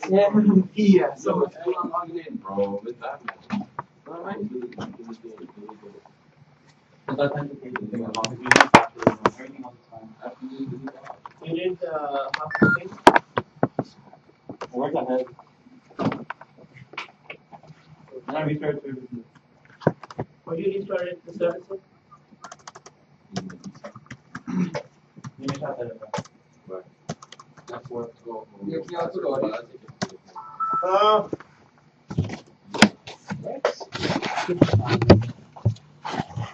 okay guys yes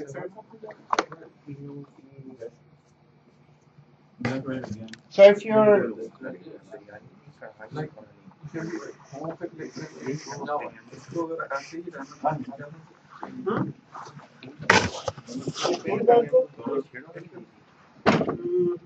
नहीं आपने इसको इधर ही रखना यहाँ से वैसे इधर click करता हूँ तो इसको पिन करना पड़ेगा पेन करें वो पेन देखो आपको पता है मेरे साथ something.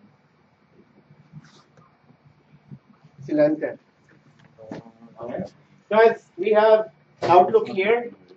So we have Outlook here. Outlook is connected to one of the mailboxes.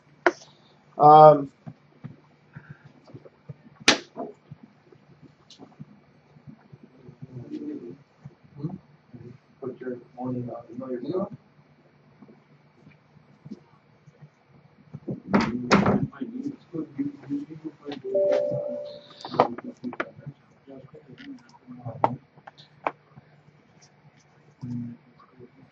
अपनी वो पोस्ट मशीन का भी अपडेट कर दो 2010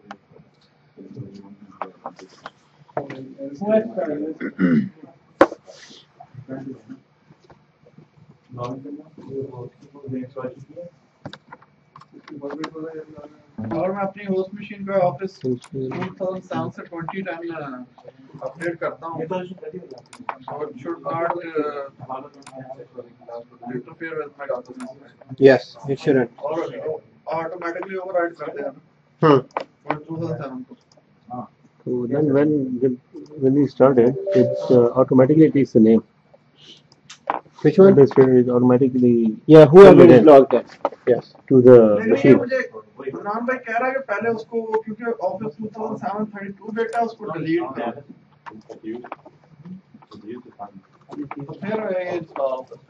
तो फिर उसकी रिक्वायरमेंट होगी कि उसे डिलीट करें, क्योंकि ऑफिस बहुत सारे हैं और उनकी अपनी अपनी रिक्वायरमेंट्स है सबकी।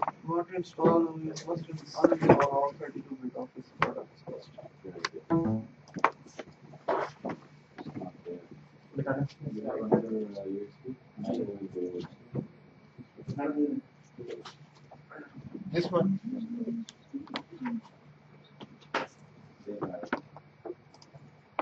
So you cannot configure it as a different user.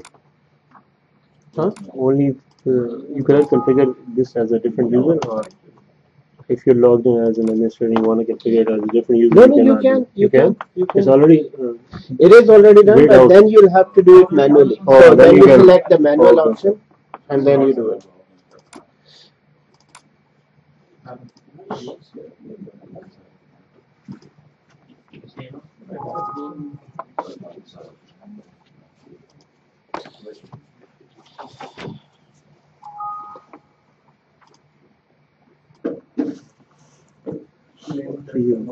So here it's the plain text authentication, and the third place is in Hub.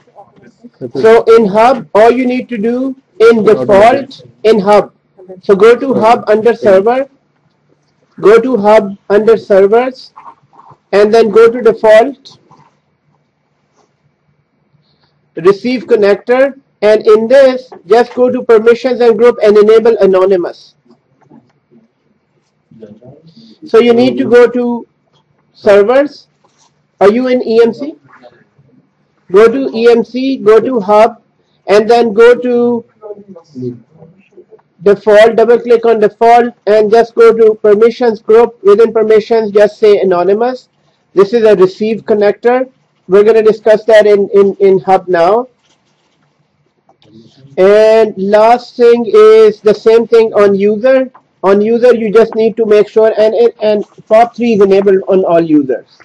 Why do we click this anonymous users? So this is what I said. This is Hub server, and I'm going to discuss that in Hub node.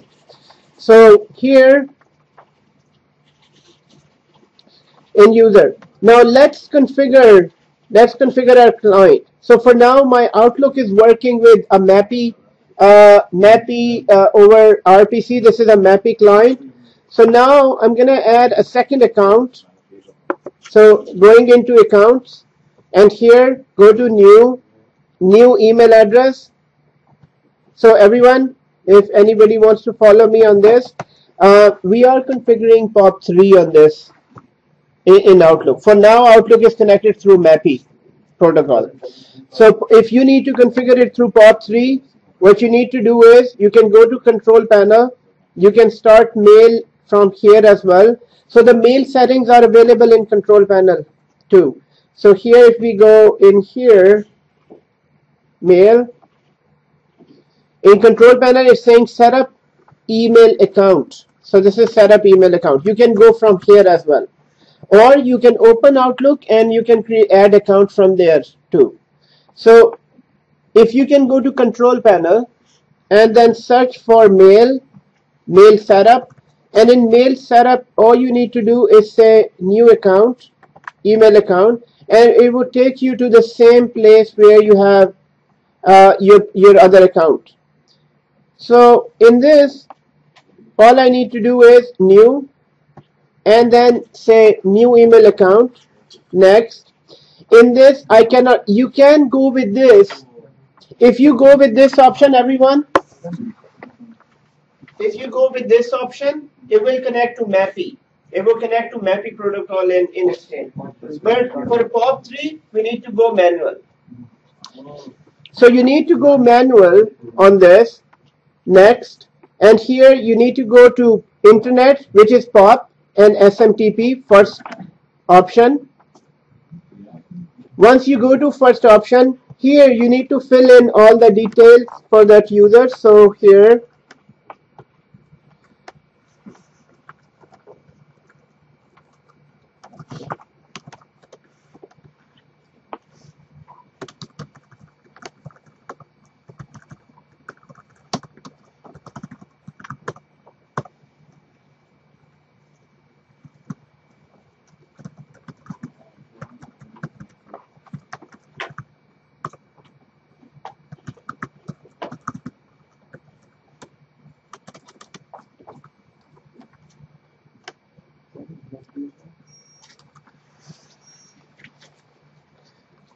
password, and before clicking next, just test.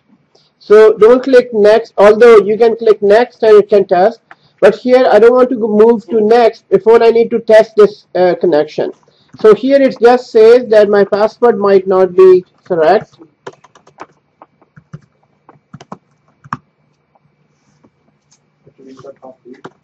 Oh yes, so the most important part is whenever you make any changes to POP3 settings, you must restart POP3. So here, so it's not testing, it's just failing. Although I have right settings, right names, right everything, but it's failing. So all I need to do, go on back onto your Exchange server and then restart POP3 one time. So this POP3 service, incoming mail server, we have to put Canop's same Exchange server. Because yes, no, the same server, same cache server. Canos is on one. It is on one. So your POP3 is one too. I guess. So cache is one. So okay, so both of them are one then. POP3. So where did you started the POP3 service? On one? One. Okay, so one is your POP3 server. Usually POP3 is the Active Directory server. That one is the POP3 server. No, POP3 is where the exchange is and especially where the cache is. POP3 is where the cache is.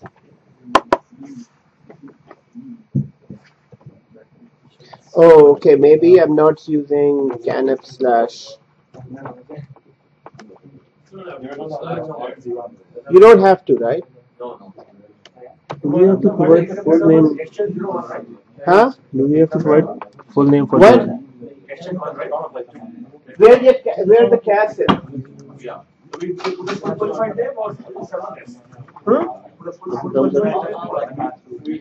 आपने यही दिया Ali, यही दिया Ali, you're not in here. You're not here, right? You're on this setting? Yeah. No, I mean, so in this. You know what it is? Yes. Canop's DCEXCH. You're missing the DC. Oh, actually, I have cache on this one as well. Yeah, but even mine is not working. Because the first one I never did back. Okay, so let me connect to DC. Okay, so let's say DC. Should work. अच्छा यहाँ पे भी और user है Oh, I started the POP3 service on DC. Okay, so it should. But sir, I did the same thing तो on मेरे this तो already gas आपकी server. अकाउंट बना होता है It's not working. I put share line there. Well, you try that. हाँ I'll try it. ठीक है नहीं अब ठीक है नहीं मैंने पहले बनाया वो दोबारा नहीं बनाएगा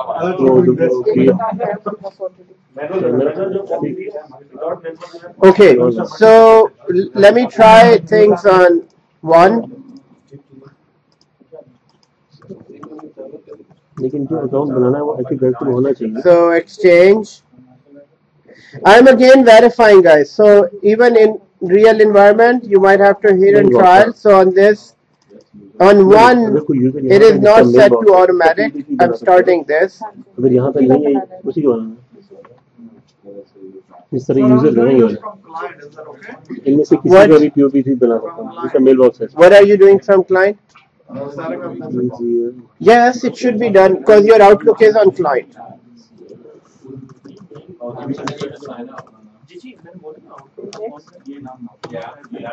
Oh yes, it's done. So in your case, Outlook POP3 and next done.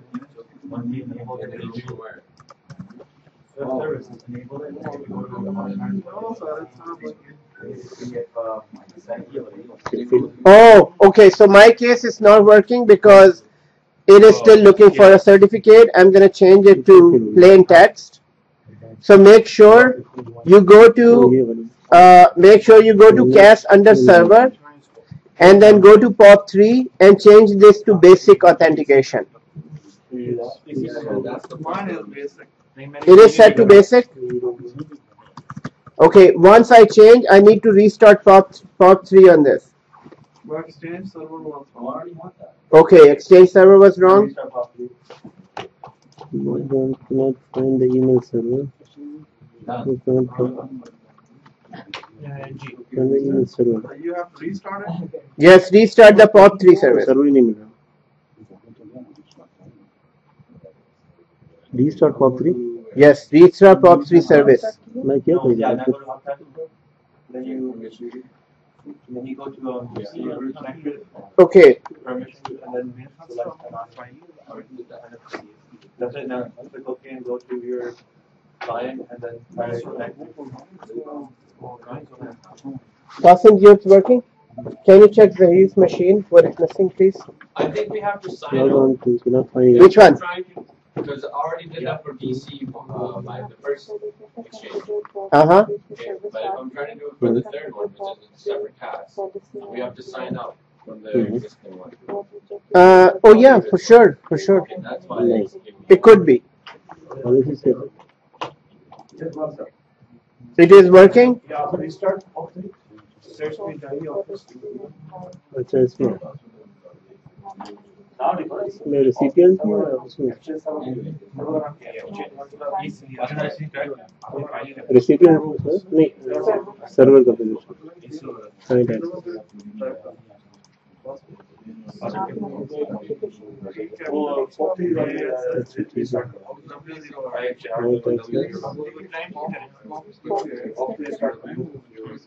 और ये client access authentication है Oh, so email address was wrong. CANIPS. No, it's fine.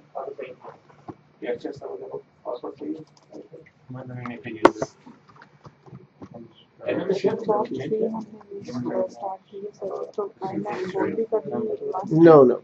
Because here we are using POP3. If IMF4 would have been used, then you need to restart that. So now what is the difference between now this POP3 properties? We have to select plain text log on. Plain text log on. So otherwise you need a certificate. Then you have to install the complete certificate and Yeah.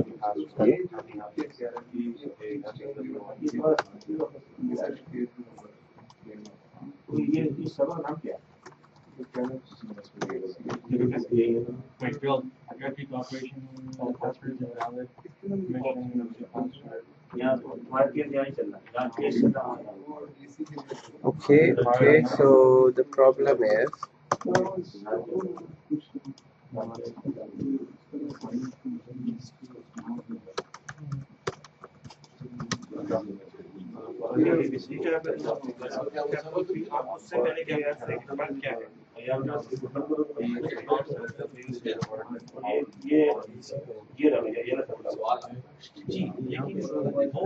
main difference here वो web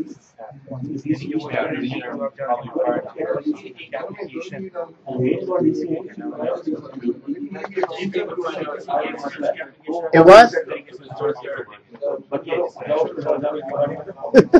it was my turn. You want?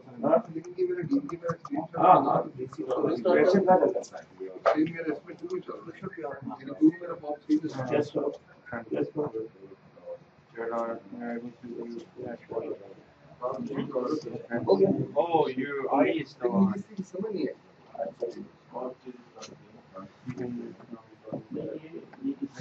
Username में सिर्फ ये लिखेंगे मतलब ये या पूरा कैनेप्स Just username. Username Yes. Are we also going to learn how to send SMS to Exchange? No. Need license for that? So mostly the service is not used, and I've never configured it. So if you ever have to do it, could be some documentation. Not even, you won't find it on YouTube even, because it's not a very common thing. It keeps on saying cannot find incoming mail server POP3. Huh? Cannot find incoming mail server. So you started services on this? I did. Which server? On the DC where the exchange is. Gateway. Put in the gateway. Maybe it's the same thing as yours. So gateway तो है जो error You don't need a gateway, but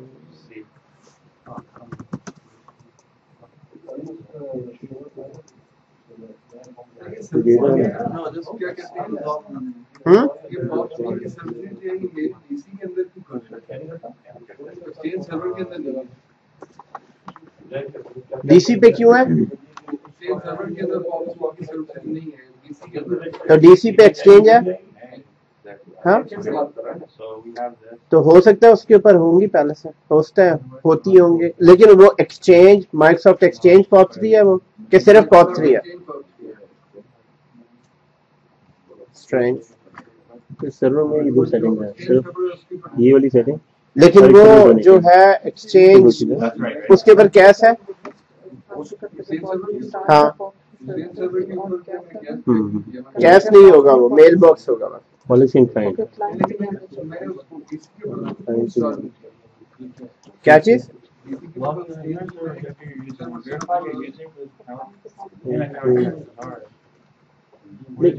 Check your other servers. I don't know, maybe it is a default service that is available everywhere. अच्छा नहीं वो अच्छा that's a different thing. Configure POP3 policy and claim. करना the second step. Yes. Configure POP3 policy and client. What does that mean? कौन सा? ये जो second आपने लिखा third. Configure POP3 policy and client. We just verify this. We just verify this. What? So you need to go into this here. अच्छा उसी में You just need to go and see POP3 here. Go to authentication and just change it to plain text.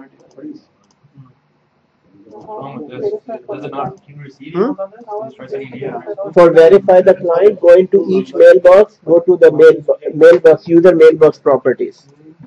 Username of mailbox property. Yes. The recipient configuration. Yes. No, that's just making another user.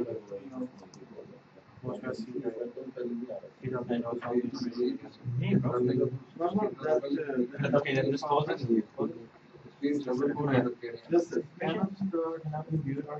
Mailbox settings. Okay.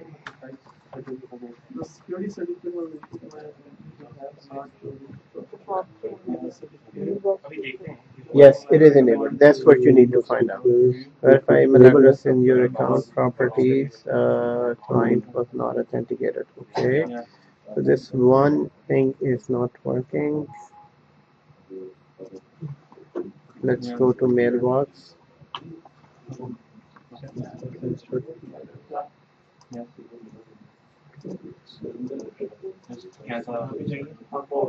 what's the issue right now? I understand you already यही बोलो user information. Oh, you didn't do properly. That makes full initial के साथ तो मैंने अपना लिखा है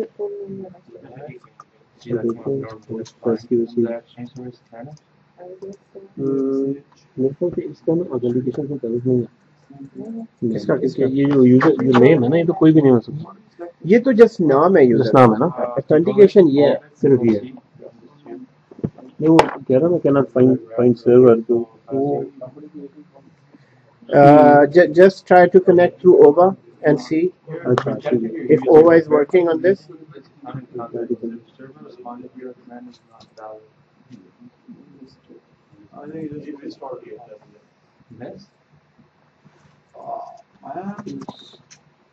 This is the username is correct.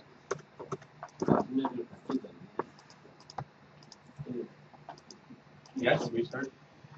Yeah, restart.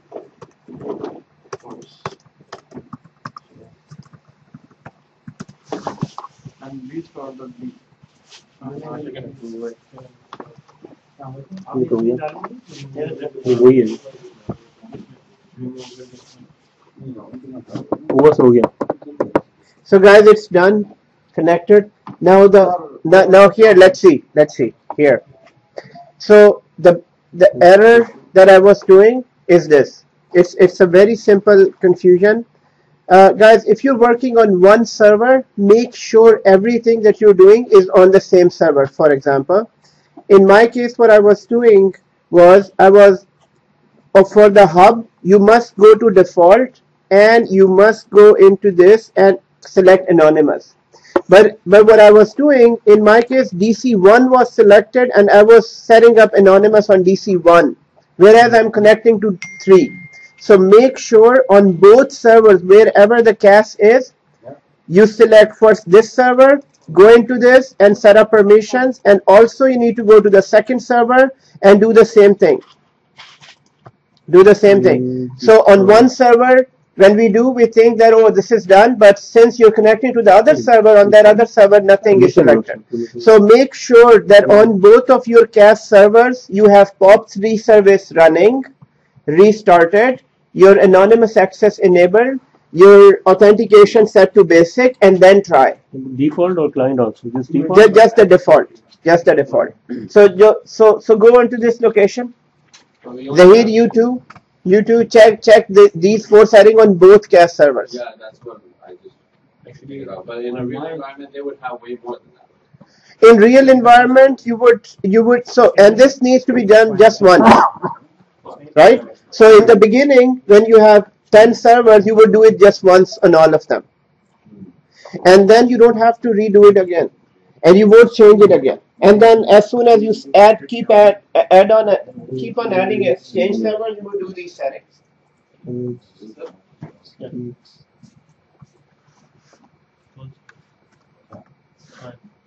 This was the node, but POP3 or something. Edit. You only get one finger, right? Yeah, enable domain security. Yeah, I already did that. Okay.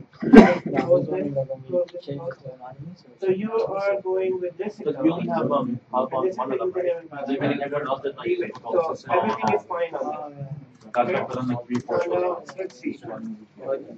अगर वो नहीं pick कर रहा तो उसने से करेंगे वो अगर इसमें से कर लो I'm not even using this direct कर लिया there is Exchange installed on all 3 Yeah. Everything is on this server. So ready of light? This is your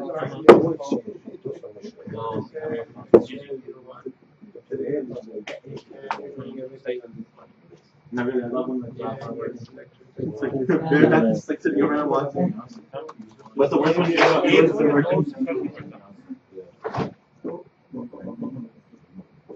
one you Okay, hold on. I think no one cared about me, yeah. No one saw me fall.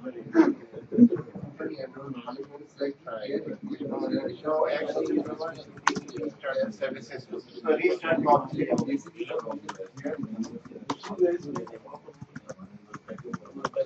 हाँ, इसमें नहीं है, तो इसमें आपके पास cash है, उसकी वजह ये देखिए यहाँ पे जब आप कैश पे जाते हैं सिर्फ यही दिखते हैं आपके पास कैश सिर्फ सारा कुछ इसी पे करते हैं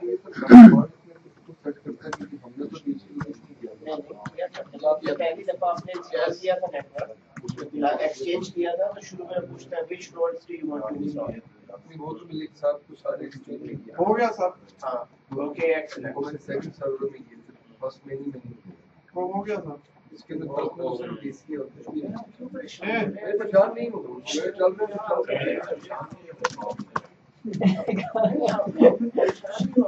नेटवर्क चल रहा है यूजर भी चल रहा है ऐसा क्या मिस्टेक मैं अब कौन से POP3 वो था ना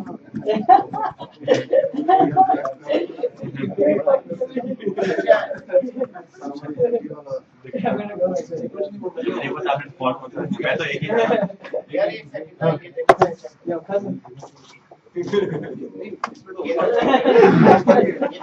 I heard something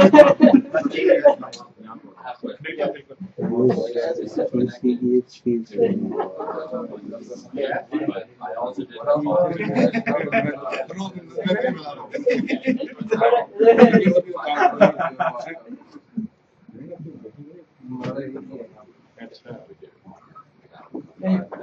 You heard it?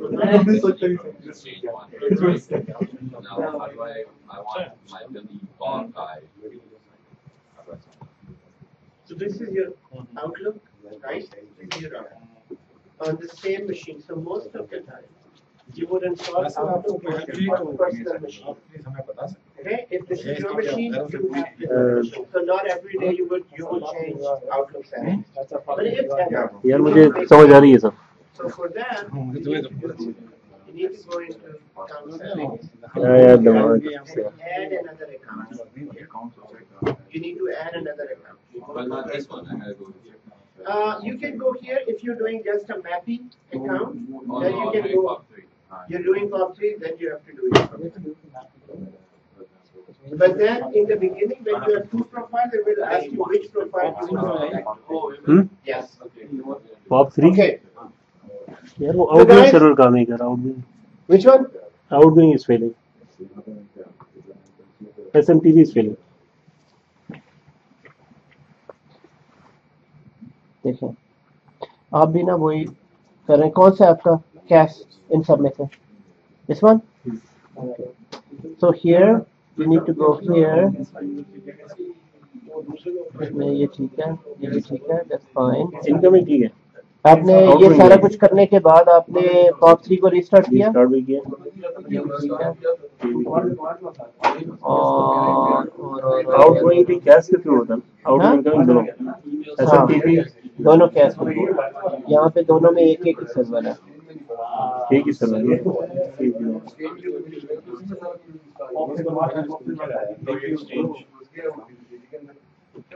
As long as verify where the user is, start using the correct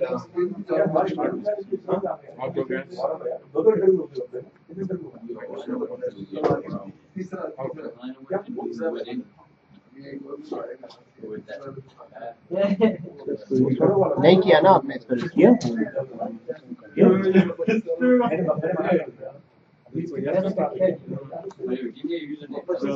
ये ठीक है. The first bit before your app, when you're doing it. So it's like ABC app, whatever, kind of. So you're Outlook using cannot ABC. connect to your outgoing. Oh, you're thinking, okay, It's like give him a user. oh, give me you want. Firewall. It's like he gave me like a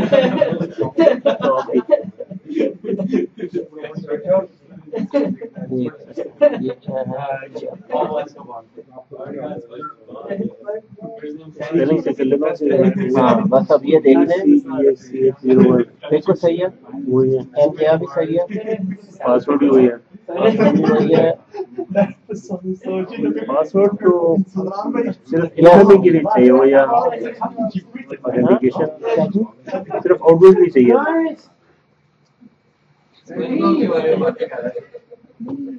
please please please. Authentication करता है. SMTP की करता है. POP3 दोनों पे करता है. नहीं ऑथेंटिकेशन तो authentication. As long as that protocol is enabled. I mean, if you're sending, does authentication at that point also? Yes. As No, well as it's receiving. just authentication when it connects to the mailbox. That's my mailbox. Okay, once. Okay. But so hold on. So this is POP3. यार ये क्यों नहीं start किया आपने? Why man? Yeah. Why man? My favorite one is still something along with the topic. It's not required. नहीं वो उसके साथ ही है ना. दोनों सेटिंग साथ ही है इस जगह पे. So let's just rule out this thing as well. You do need other than this. So this is your CAS, CANX DC EXCH1 01. So it is 01. Transport default authentication.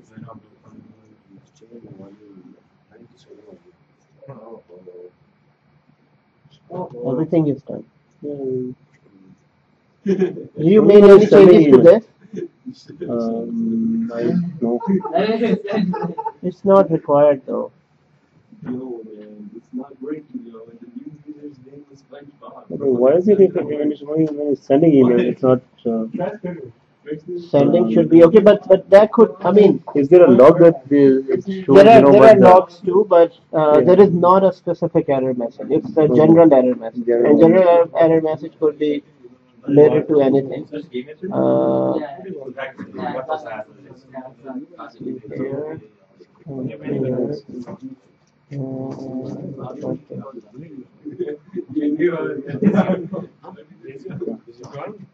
It's not even related.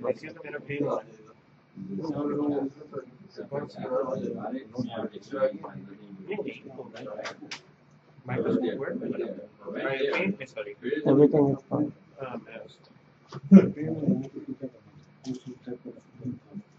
Copy paste कर देता हूँ वो जिस तरह मैंने paint में बनाया है उसके बाद यहाँ sketch If this doesn't work, maybe just restart this. Otherwise, so this is all good. This is your domain, PRI, 100%. Canvas.PRI, yes, 100%.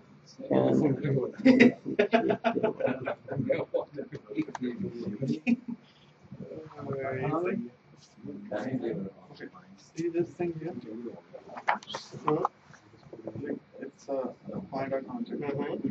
जब इसमें मैंने आपको करना तो ये वो आ जाएगा। मुझे ना ये शॉर्ट हो रही थी कि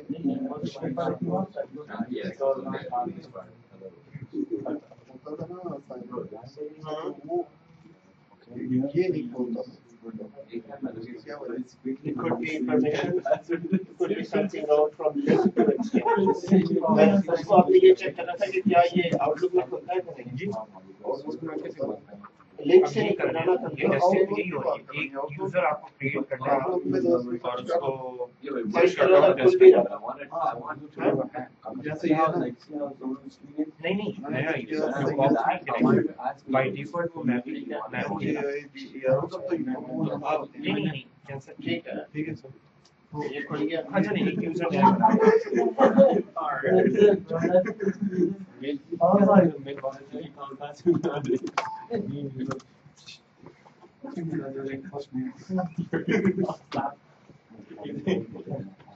क्या तो खुल रहा था ये नहीं खुलना चाहिए दूसरा कार्ड करना चाहिए। ये तो इसको ओरिजिनल कार्ड है लेकिन ये सिर्फ परमिशन से ले अगर यहाँ तो बेसिकली उसको आउटपुट पे चेक करेंगे या ओवर पे चेक करेंगे इफ इट इज फाइन या उसको पे चेक करेंगे ना यहाँ पे प्रोग्राम के लिए लिंक तो वो चैट कर सकता है बोलना अंदर ही चाह रहा है लेकिन जब लिंक अपने सामने होता था ना मतलब तब ये कार्ड नहीं होता ठीक है तो उसकी लिंक के अपना सारों का उसका अपना किसी और उसको परमिशन नहीं होगी या अबे ये मेल जा रही है सॉरी आ रही है इनकमिंग काम कर रहा हूँ उसकी प्रोफाइल को बंद करके अपनी प्रोफाइल बनाए उससे लॉगिन इनकमिंग तो वो सुबह से रीजन था मैंने ये मिस कर दिया परमिशन से अगर वो नहीं उसको देख पा रहे लेकिन अब ये नहीं हाँ इनकमिंग काम कर रहा है जैसे आप लिंक पे को सर्च करते हैं वो छोटा सा ये डाल दो ना लेकिन उसकी प्रॉपर्टीज नहीं देख सकते हो सकता है इस तरह जो कार्ड मैंने आपको दिखाया एक मिल में कनेक्ट हुई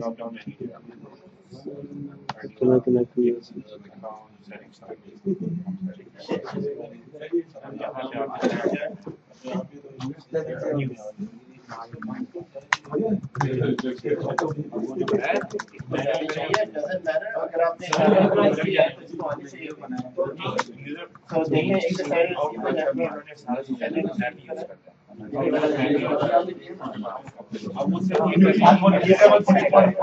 हमने जो बॉक्स की जो होल्डर फॉर्मेट है उस प्रोटोकॉल में इसको कनेक्ट करना है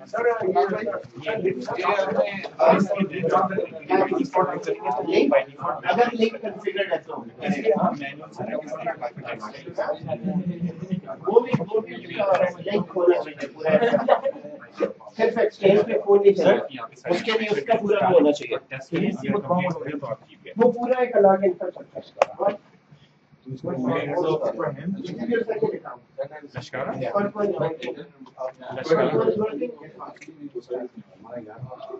Which you did. email बनाया था. Check that out after the class. Because I have to go to another Try class. to download SpongeBob or that. What? अरे झूठ बोलता है पता है? Okay, guys, here, everyone. आगे जाओ Guys, everyone. So our infrastructure.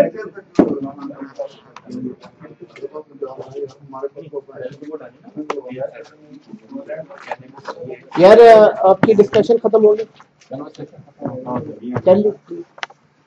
Thank you. Okay, guys, here. So typical exchange role.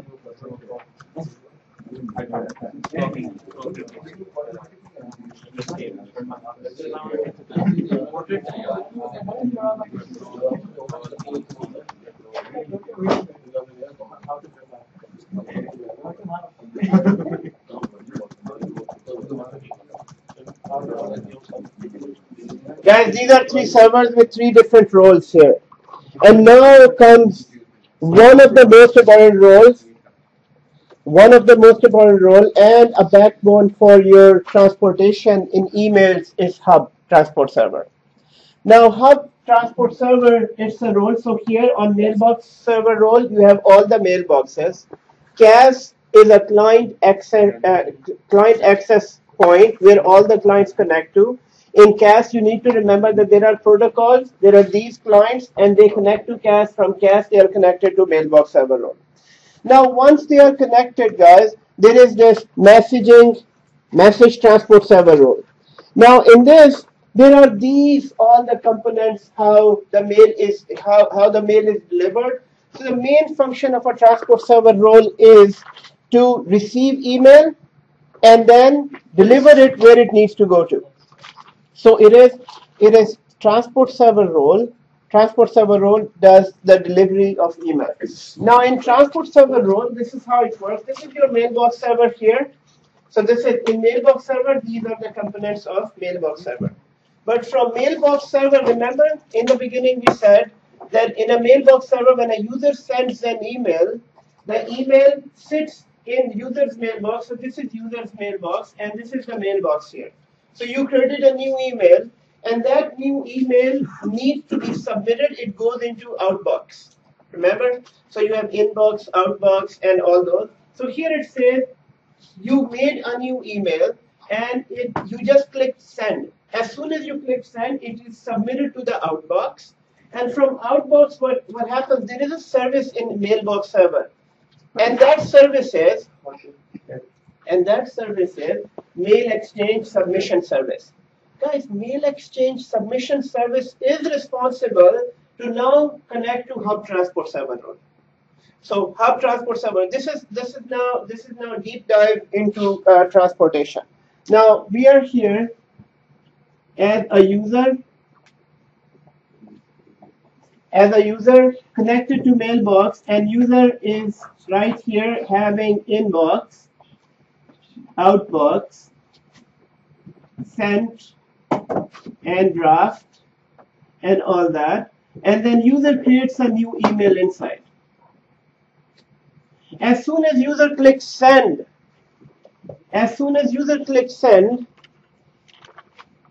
are you looking for something? Okay. He told me to throw his cup in the Here. So as soon as you create a new email, guys, here send. So which service is responsible for? It is interview question, guys. Which service on Mailbox Server is responsible for notifying the hub to come and get the email that you need to send? And the service that is responsible for on Mailbox Server is known as Exchange Mail Submission Service. Now, if this service is down, it is one of the lot of services inside Exchange. Then Mailbox Server cannot talk to the Hub Transport Server role.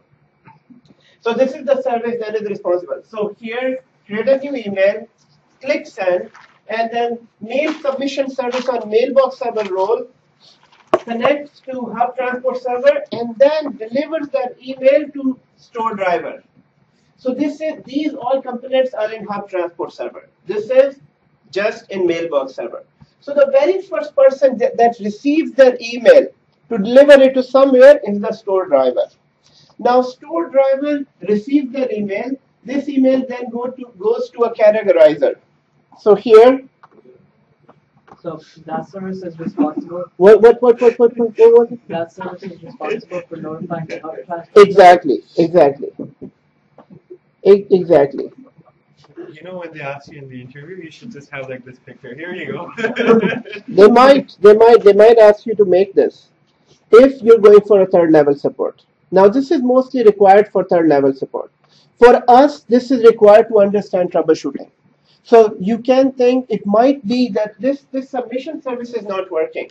So if all of the users' emails are sitting in Outbox, and not only one user, many users, if sitting in Outbox and you checked your mailbox server, it was pinging by name, and mail server is available, but email is not going out. So it could be that mail submission service is not working.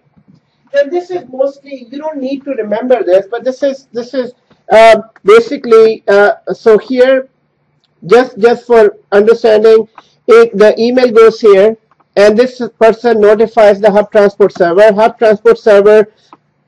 transport server, the store driver, it's a driver, it's not a service, so it's a background process that happens. It picks up that email and takes it to a submission queue. Now, this submission queue is getting emails from these different locations. As you can see the arrows, this submission queue is receiving emails from SMTP receivers. It is receiving emails from pickup and replay directories, and from agent delivery. So 3 different locations. So basically, this location is where all emails sit before they are. So you can think of this as a waiting room, where all emails are there and they're ready to be delivered. Now, where are they delivering? Either internally or externally. Yes. Isn't that like an outbox? It's not an outbox. Outbox is here on your mailbox server. From here, Hub Transport Server already picked up that email from your outbox and delivered it to a submission queue. Submission queue has that all email, and from here, that email now either would go outside your network or maybe delivered to inside your network. So here you can see when it is in a submission queue, then categorizer either send it remotely to internet. So this is going outside to Gmail, to Hotmail, to everywhere, wherever it needs to go. And this is local delivery. So if it is one of the Exchange server in your organization, it would send it to the mailbox delivery queue locally and then send it to the required mailbox wherever it needs to go to. But so in short, basically there are 3 main components: submission queue, categorizer, and which send externally, and or it is sending internally. So this is how Hub Transport Server works. Now, Hub Transport Server, if for example, the mail was sent to Gmail and it was never delivered. If it is not delivered, then it will be sent back to pickup and replay directory. So this pickup and replay directory is where all your emails are sitting that are being retried. And SMTP receiver connector, this is where you are delivering emails from POP3 or non-Microsoft clients. So this is all your SMTP or POP3. Remember, SMTP in POP3, SMTP is used to send out email from the mailbox. So any emails that are sent out by SMTP, those emails are sitting here. So basically, submission queue has 3 queues inside. One is SMTP, which is POP3 and non-Microsoft clients. It could be some Microsoft clients as well.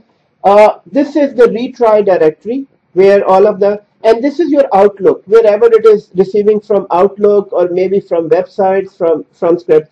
In very short, in a short definition, submission queue is the place where all your emails are sitting and ready to be sent. Now, here categorizer's main function is to decide if it is internal email or external email. Now, the question here is, do you ever have to go down to this huge detail in order to troubleshoot? No, you don't.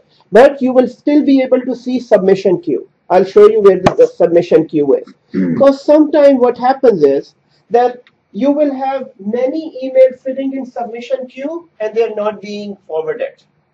If you see a lot of emails sitting in submission queue, it means your hub is receiving email, but it is for some reason it's not able to deliver outside.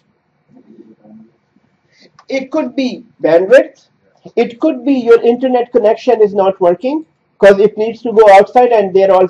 So guys, the basic idea is that as being an exchange admin, maybe first to second level support or maybe third level support, we should always keep an eye on submission queue. If your submission queue is getting higher in number, so submission queue in large environment is like maybe 20-25 emails inside submission queue that are always ready to be. But if it has 50, 70, 80, 100 and it's going up, it means your emails are not going out. So submission queue is that very important place which shows you the health of your exchange as well. So let me show you submission queue now. Okay. Yes. What could be one of the reasons that emails are piling up in submission queue? So there are many different reasons for this. So if the emails are piling up here, it means that maybe your SMTP send connector is not working. And in Hub Transport, we're going to see receive connectors, we're going to see send connectors, we're going to see the accepted domain, and there are many other reasons. Maybe those emails are being rejected from internet, because this is your internet out. This is going out of your organization here. So it could be your internet connection is not working, number one.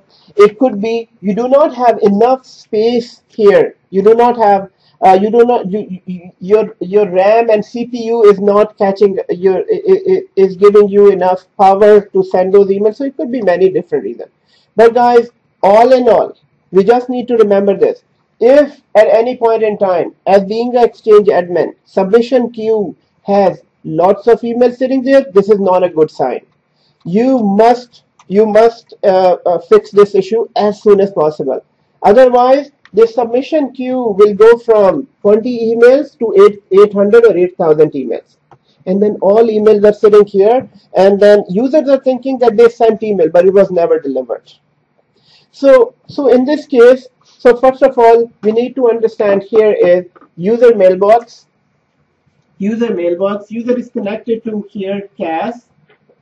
So CAS is here. From CAS, there you're connected to mailbox. So now in here, wherever the user is connected from. In this case, wherever the user is either connected from Outlook anywhere, any of these connections, doesn't matter. As long as user is logged into the mailbox and able to create that email, so user creates a new email, presses send. Now user's email will be here. So this is your basically inbox, and all these things are here. Outbox, sent. So here, as soon as it goes to outbox, email reaches here, mail submission service. Mail submission service, and mail submission service contacts the Hub Transport server, and Hub Transport server, so I'm going to make the server here. So this is Hub Transport server. It connects to Hub Transport server. Hub Transport server goes to the mailbox, picks up that email. So here, number 1, number 2, number 3, and number 4. So it picks up the email, delivers it to the submission queue. So it goes down to submission queue. In submission queue, all the emails are waiting, and one by one they'll be sent out. It's just a printer spooler or that queue in which your printer jobs are there. So here is the MSS. It is this mail submission service. Mail submission service. So mail submission service. 5 is categorized. So 5 is submission queue. 5 is submission. So 4, it gets that email and then takes that emails to inside. There is a submission queue.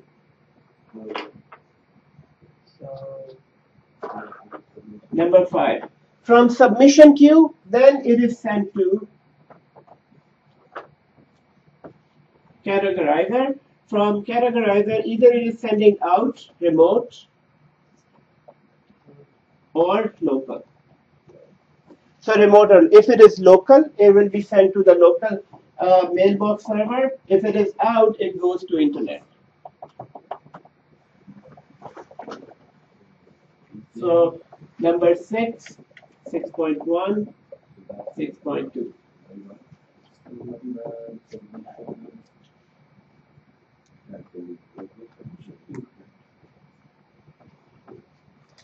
Okay, so now let's look at our, yes. What was MSS? Mail, yes. Submission. It is this service, mail submission service. So first of all, let's look at mail submission service, guys. Now, first thing is let's look at, so let's go to Exchange server. So within our Exchange server, let's go to services, and mail submission service is sitting right here. So mail submission service is sitting here and it is set to automatic and it is started. Guys, in Exchange, so in Exchange, in Citrix, in VMware, in SCCM, there are many services that are very, very important. Guys, now how many service names do you need to remember? Guys, you need to remember none of them. What you need to remember is any service that is set to automatic and it's not running, it should be running. You just need to remember this. So here I see lot of automatic services and they are running. So first one is mail submission service and it is on mailbox server. So with this service, mailbox server notifies the hub server to come and pick up the email. Now from here, let's log into our EMC, and within EMC, this is my hub transport server. Now in hub transport server, very first thing here is in our hub transport server, there are two receive connectors. So these receive connectors, there is a client connector, then there is a default connector. Now these two both connectors on here, they work with a submission queue. They receive emails. Both of them, they receive emails. So then they receive and keep the emails inside the submission queue, both of them. So you have, now they are default connectors. We don't need to make any changes to them. They are both default connectors and they are there for different clients. Now, if these connectors are not working, then your hub transport server won't be able to receive email. For now, they are enabled. For now, they are enabled. They shouldn't be disabled. They are by default there, and we don't make any changes to them. Now, we just made one change to this here in authentication, in permission saying anonymous users. Now, we just made this change because we wanted to open authentication for any type of users sending out emails in this. In real environments, you won't set up this option. You will go with the default settings, but then you'll have to do more security changes through group policies. But here we just did it because it will allow, so specify who is allowed to connect to receive connectors. Yes. I'm just wondering if, for example, we make a change that would negatively affect the all the server mailboxes, whatever. Can we revert back? I mean, if we made 2, 3, 4 changes that by mistake or something, can we revert back to default settings or no? Yes, it depends on how many changes you can revert back. But if it is negatively impacted anything, I would start looking for another job. No, but if it's controlled by group policy, then we won't be able to make. Yes. So guys, the thumb rule is that first of all, we don't make changes. So the changes we are making today, this is a test environment and we are making changes. In real environment, you would follow proper change process. There is a change process and there will be a date. With that change process, your complete management knows that you're going to make these changes. And part of the change process is that you would first take a full backup of this environment. So that's the only way to revert them. If you have a good backup, you can just revert back your changes. Otherwise, as you can see, today we made 5 or 6 changes. You won't, even after doing 5th change, you don't remember, oh, what was the first change I did. Because when troubleshooting, we have to know what we're doing. I mean, we have to mark those changes that we did so that we can revert back to. Actually, even in troubleshooting, we're not allowed to change anything. In troubleshooting, we just need to see that what might be wrong. So even in troubleshooting, you should not change anything in production. So whatever is production is restricted area. We're not making any change. You have to notify your management, your seniors that, okay, I think that this might be the cause, but then they would ask you why was it working for the last 6 months or 6 years? Why would you need to make this change now? Or who made this change? Then they would ask you, go into logs and find out why this change was made. Or was it a change? Was it something else? So But there's a log which keeps all the. there is a log that keeps everything. Now guys, on Hub Transport Server, if you go to Toolbox, within Toolbox, there is something called Queue Viewer. So this Queue Viewer is the place where you can see submission queue. So this is a tool under Toolbox. In Toolbox, you can go to Queue Viewer. And this is a very, very important place for Exchange admins, where you can see the queue being built up in your environment. Guys, I've seen this many times that, so this is your queue. Yes, it is queue. Why the mail is sitting here? Queue. You need to find out.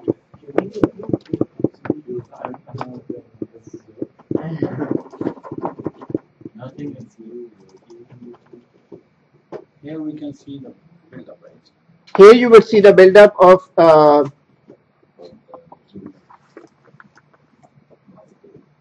सब शायरी हो जाएगा एक अदनान भाई के बनाए मुकद्दम किधर से अदनान भाई को यार हमारे भी चलो आपने जल्दी बना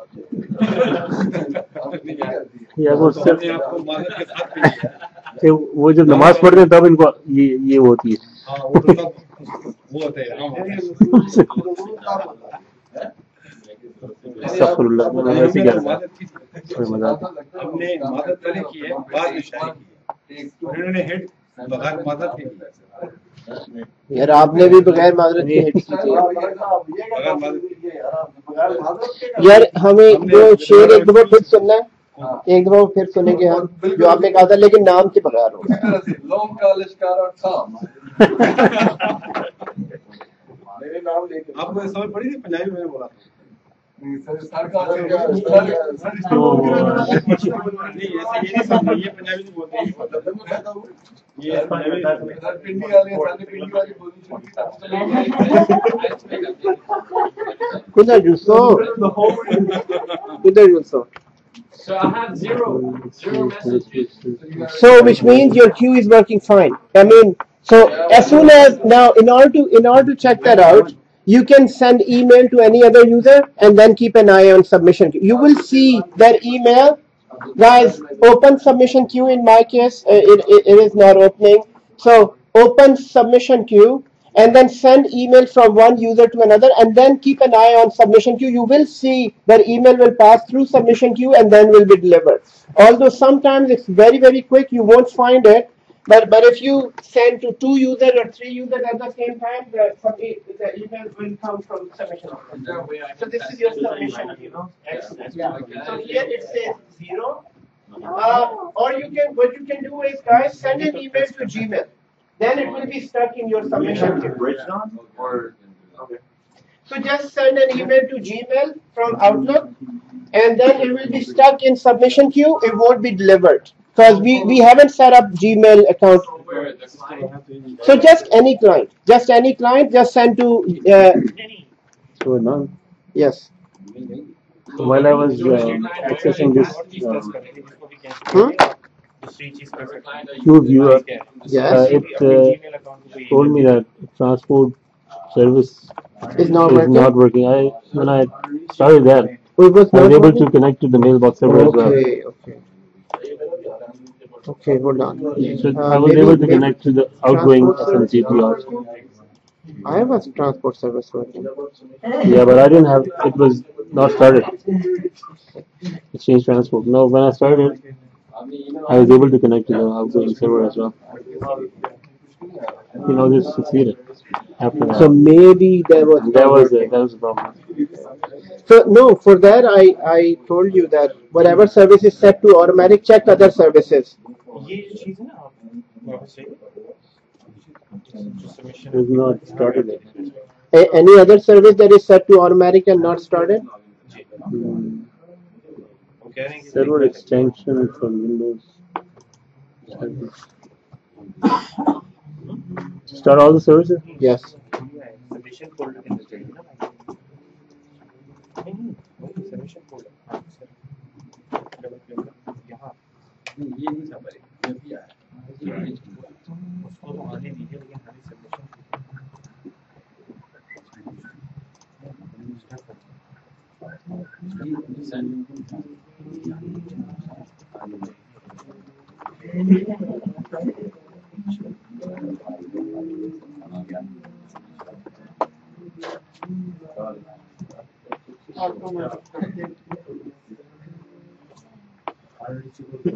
यार क्यों रो रहे हैं आप? क्या हुआ है?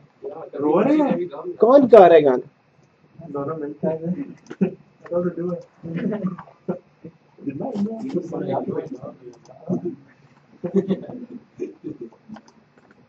Okay, let me check.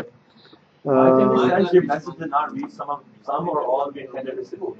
That's okay. Yes, it won't. So do you see something in submission queue? No, nothing.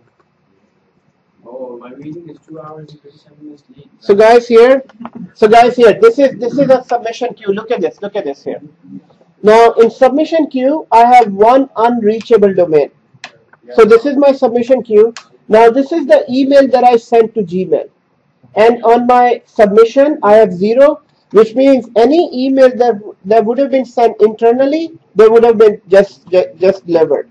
Now, in order to see this, I can just double click on this. So just double click on this. It should open and show you what emails are stuck in this.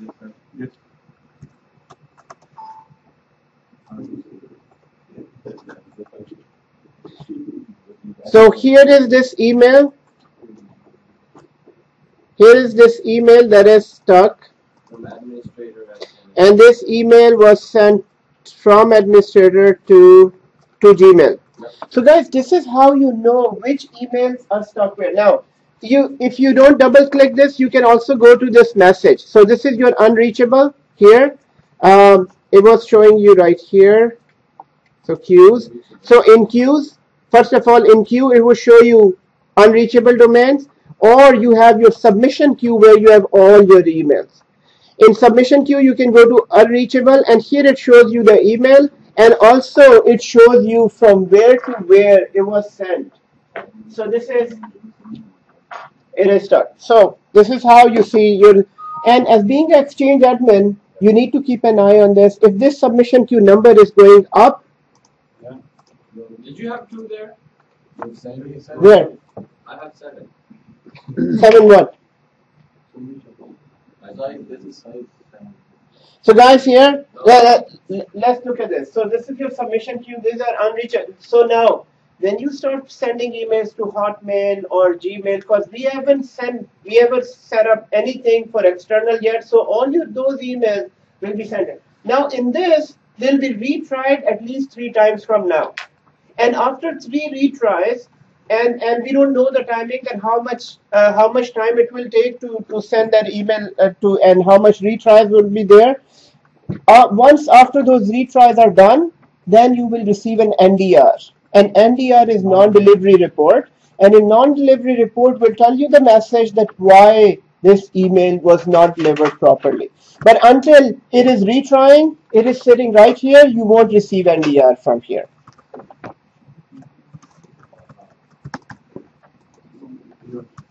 And here is, guys, now if you right click, guys, here, if you know that the domain that you are sending is not configured properly, then what you can do, you can right click on that message, and then you can remove it by sending an NDR for the user.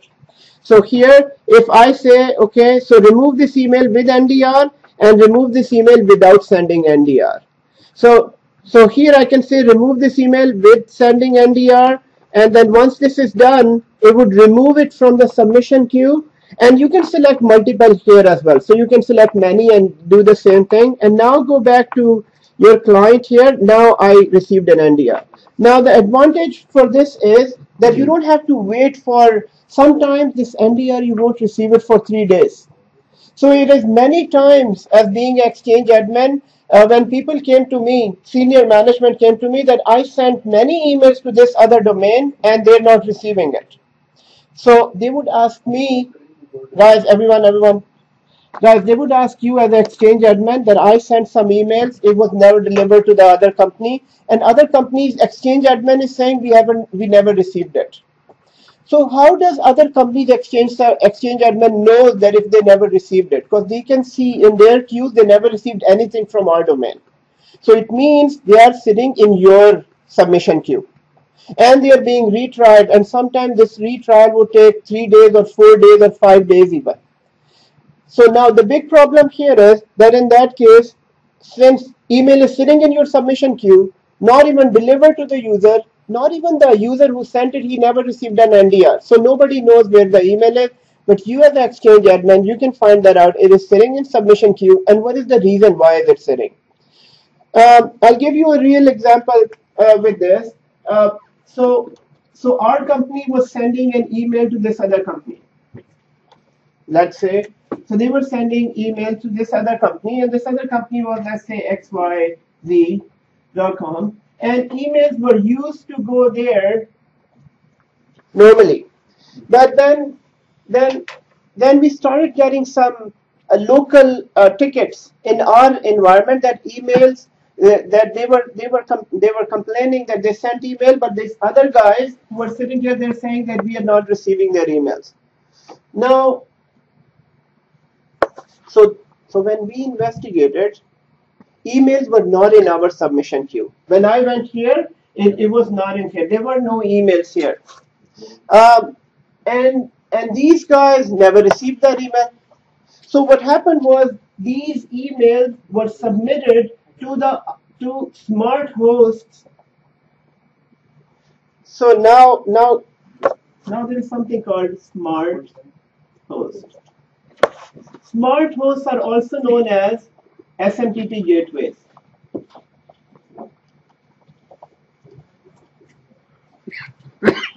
Guys, in other words, SMTP gateways are also transport servers. So at the moment, we know 2 types of transport server. At the moment, we know 2 types of transport server, and that is hub and ET. For now, we know edge transport server and hub transport server. Hub transport server is all for internal emails, for all your internal transport. Edge transport is basically for your outside emails. And it's independent, it's not connected to your network, it's sitting outside and just receiving email, forwarding it to the hub transport server. Now, other than these, there is something called SMTP gateways. SMTP gateway or smart host. In both of the cases, guys, they play a role of edge transport server. They both play a role of edge transport server. So many companies prefer to use these instead of edge transport server.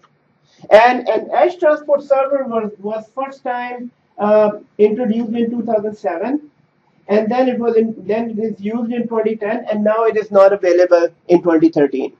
This can be used instead of these two, right? Yes. So edge transport server. Before 2007, everybody was using SMTP gateway or smart host. What is a smart host or SMTP gateway? They work exactly like edge transport server. Main function of both of them is right here, internet. And you, before going to internet, you would install this edge transport server or a smart host. A smart host is also a edge transport server or SMTP gateway. SMTP. Guys, the function of all these 3 is exactly the same. And what is the function? To receive emails, to scan them. No, before scan them, check if there is so they would be anti-spam, antivirus, and all those things. Once they are clean email, they will stamp. Emails will be stamped and will be sent inside your network.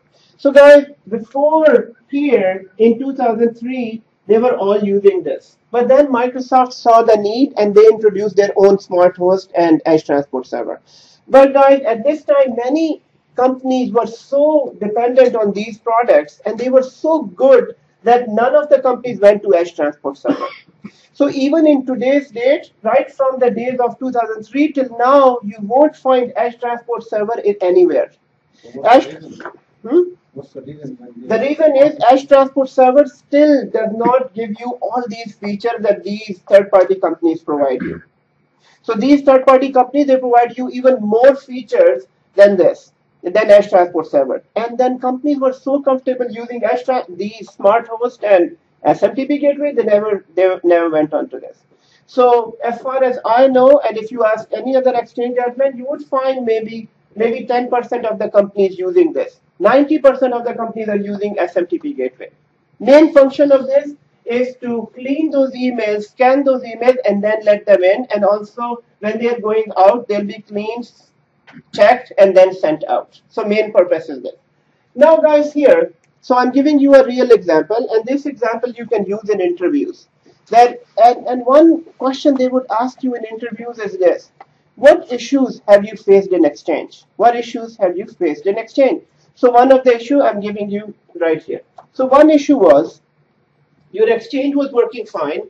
Your emails were delivered internally, but then one day you started getting calls from people inside your company saying that it's been 3 days, they sent an email to this other organization, your partner organization, and it was never delivered. And then for that, you went into your submission queue, there was nothing. I mean, you were expecting that maybe email is sitting here, and then you can just issue a non-delivery report. But guys, it was not sitting here. Then you contacted the Exchange admin of this other organization. They checked their submission queue, it was not even sitting there. But when they checked their Smart Host, they found the emails were sitting here. And it was not even replying back with the NDR. And then when we investigated, we found out that this domain name was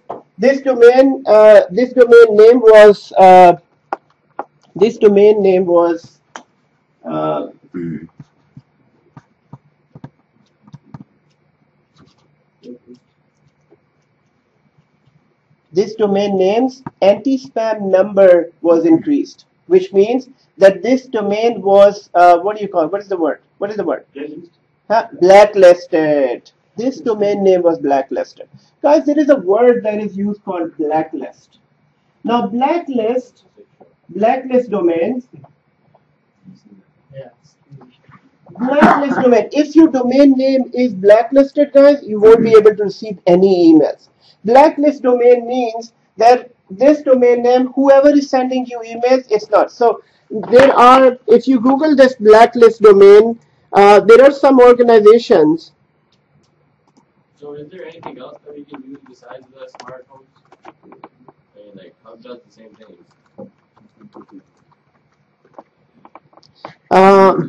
Is there anything else other than you can use a Smart Host instead of, well, I know ET doesn't have that many features to offer. So what's the difference between Smart Host and Hub? Okay, so hold on. Smart Host and SMTP are the same things. Yeah. They are both the same. Yeah. ET does not offer those features, but the companies that are using, so there are not just, it's just not called Smart Host or SMTP Gateway. There are many companies with many different products with this. So your question is there anything else from Microsoft other than ET to do the function of Smart Host? That's your question? No, my question is, can we use Hub to do this? Oh yes, we can use Hub. We can use Hub, but then ET is more sophisticated in handling external emails than Hub. Hub, even if you use Hub, Hub can deliver externally, but it does not have anti-spam, antivirus features. So if you do not go for these, then your only option is Edge Transport Server. So Hub only checks local emails. It doesn't check anti-spam or anti-malware in the mails, right? Hub, or does it do that? Hub Transport. Hub Transport can do it if you configure it manually. For internally or external also? It can do, Hub Transport Server can do both of them. Both of them? Both of them, yes. But you have to manually configure it. So if, for example, the domain is part of your forest. Yes. And mails are coming from that domain, right? Uh-huh. And you have a network policy service in place also in your Active Directory domain. So that's something different. Does it check this also, or no? It doesn't. It doesn't. Right? It doesn't check. Yes, Okay. one hub checks, nobody else checks. So hub Okay. can check all emails, and there is no other service that can check emails. You mean NAP? NAP. Yeah, No, network NAP access doesn't check protection. that. NAP, so good Yeah, that's a remembering. different. NAP is only health check of your client machines, not for emails. Not for They emails. cannot Okay. go into your mailboxes. Okay? So in this scenario, Viruses and all you're that. telling us, that how the domain Not is the email. blacklisted. So is that the hub transport server detecting that the domain is blacklisted and it's blocking the email? Yes, it's the hub transport server. Yes, it's the smart host or the SMTP gateway. When you look at them and within the submission queue, you will find something like this message. The message was delivered because the recipient email provider is rejected.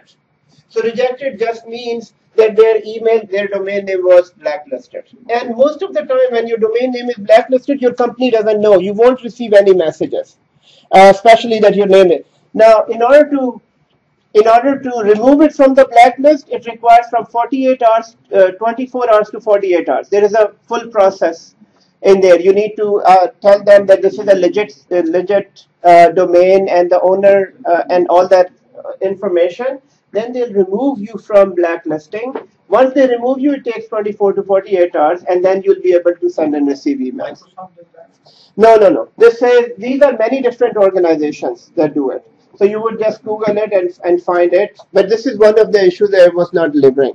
So Yes. let's say our organization is abc.com. Yes. Yours is xyz.com. Yes. Who in that picture is configuring what in 48 hours? So they need to go to the blacklist. Who is they? It is no. It's some international organizations. Oh, third party. Those are third-party international organizations. They need to go to them, and mostly they would first start from their ISP. They would go back to ISP or their hosting service that this domain name is blacklisted. Who should I reach out to? So then they would let you know, or maybe they will help you remove your name from the blacklist. So, I'm just going back to it's an interview question. What was the issue? They would ask you what was the issue. What was the issue, and you explained it was blacklisted and blah blah blah. Then do we have to provide something to the third party? No. Then we can't do anything. Because in your case, the problem was on the other side. So you just inform them that we're not able to send you any emails. We received this NDR saying that it's rejected. So they would go and check, they would fix their name and then let us know. Their exchange admin would let you know that. Oh yes, in that case. So since we didn't receive anything, I'll contact their exchange admin, and then they're gonna find out that this is blacklisted. Or in many cases, you would receive an NDR like this. If you receive NDR like this saying that the email provider is rejected, it definitely means that their domain name is blacklisted. So this is one thing, guys. Going back to the submission queue here. Going back to submission queue, here you have all of the queues, and this is a queue. Guys, at any point in time, this 0 changes to 100, 120, 200, 300. This is very, very bad in Exchange. It is not even, it is kind of red alarm where you need to do everything to kind of get the ball rolling or get that submission and delivery done as soon as possible. Otherwise, it's going to block your submission. It's going to block all emails. Now, the worst will be that it will start rejecting your local emails too. So people will start getting NDR without even going to the submission queue because your submission queue is huge. And guys, the biggest problem with submission queue is that sometimes when we send emails, people spend hours in writing that email and then submit it. They don't have the copy. Now, the emails that are sitting in submission queue, they're not even in your outbox. They're not in your inbox. They're taken away. They will only see them in sent items when it is non-delivered. So now the email is out. So many people, it happened with me many times that people would come and say that where is our emails? Because what happens, emails were sitting in submission queue, and because of some reason, we had to restart Exchange Server, and everything that was in submission queue is gone. So you mean we should enable archive? No, archive won't help you. Archive is only used for previous emails. Archive is not for current emails. Remember, archive policy is that any email that is older than 10 days or 100 days, put it into other. So archive can't help you in current email. So how can we get the secondary copy of that? Secondary copy of what? Email. Secondary copy of which email? Like we send. Sometimes you can't. You can't. So it is very important to know, guys. It's very important to know. Wake up. So No, it's I'm- very important to know. So it's very important to know, guys. When you have email sitting in submission queue, never restart Exchange Server, or never restart Exchange. Even you don't need to restart Exchange Server in any case. In even worst to worst situation, you're not restarting Exchange Server unless it has been notified to your management. It has been notified. You have taken approval that you must restart Exchange Server. Then you would restart. Otherwise, everything that you have at the memory is gone. Now, just one last point here, and I'll take your question. Guys, on Hub, especially on Hub, there is something called transport dumpster. There is something called a transport dumpster. Now, this transport dumpster is a queue. Here, it keeps a copy of all the emails that are submitted to a submission queue. Transport, this is called transport dumpster. So transport dumpster, it dumps all the emails that are being sent out. So it will keep a copy of all the emails here before they are being submitted. So transport dumpster is a new option that was added in Exchange 2010. So what happens is this transport dumpster is a location in RAM, and as long as Exchange Server is working, you never restarted it. You can retrieve all the emails that were sitting in submission queue from transport dumpster. So transport dumpster is that extra location where it would keep all the emails that are being submitted, and they are sitting here. But if for some reason you had to restart Exchange Server, so it has two issues now. One is that your submission queue might be corrupted because it has many emails were sitting here. Number two, you already lost all emails that were sitting in transport dumpster. So transport dumpster is that one location. Let's see transport dumpster here. You said if you restart the, what do you restart? That you Exchange Server. Okay, so if you restart a server, you lose all the emails in the dumpster. Transport dumpster also. Yes. So is it a service or something? Oh, sorry, I had to take you. Yes. My question? Your question. Okay, so sorry, what is it for again? Transport dumpster. Transport dumpster, I'll give you a definition. I just wanted to show you here transport dumpster.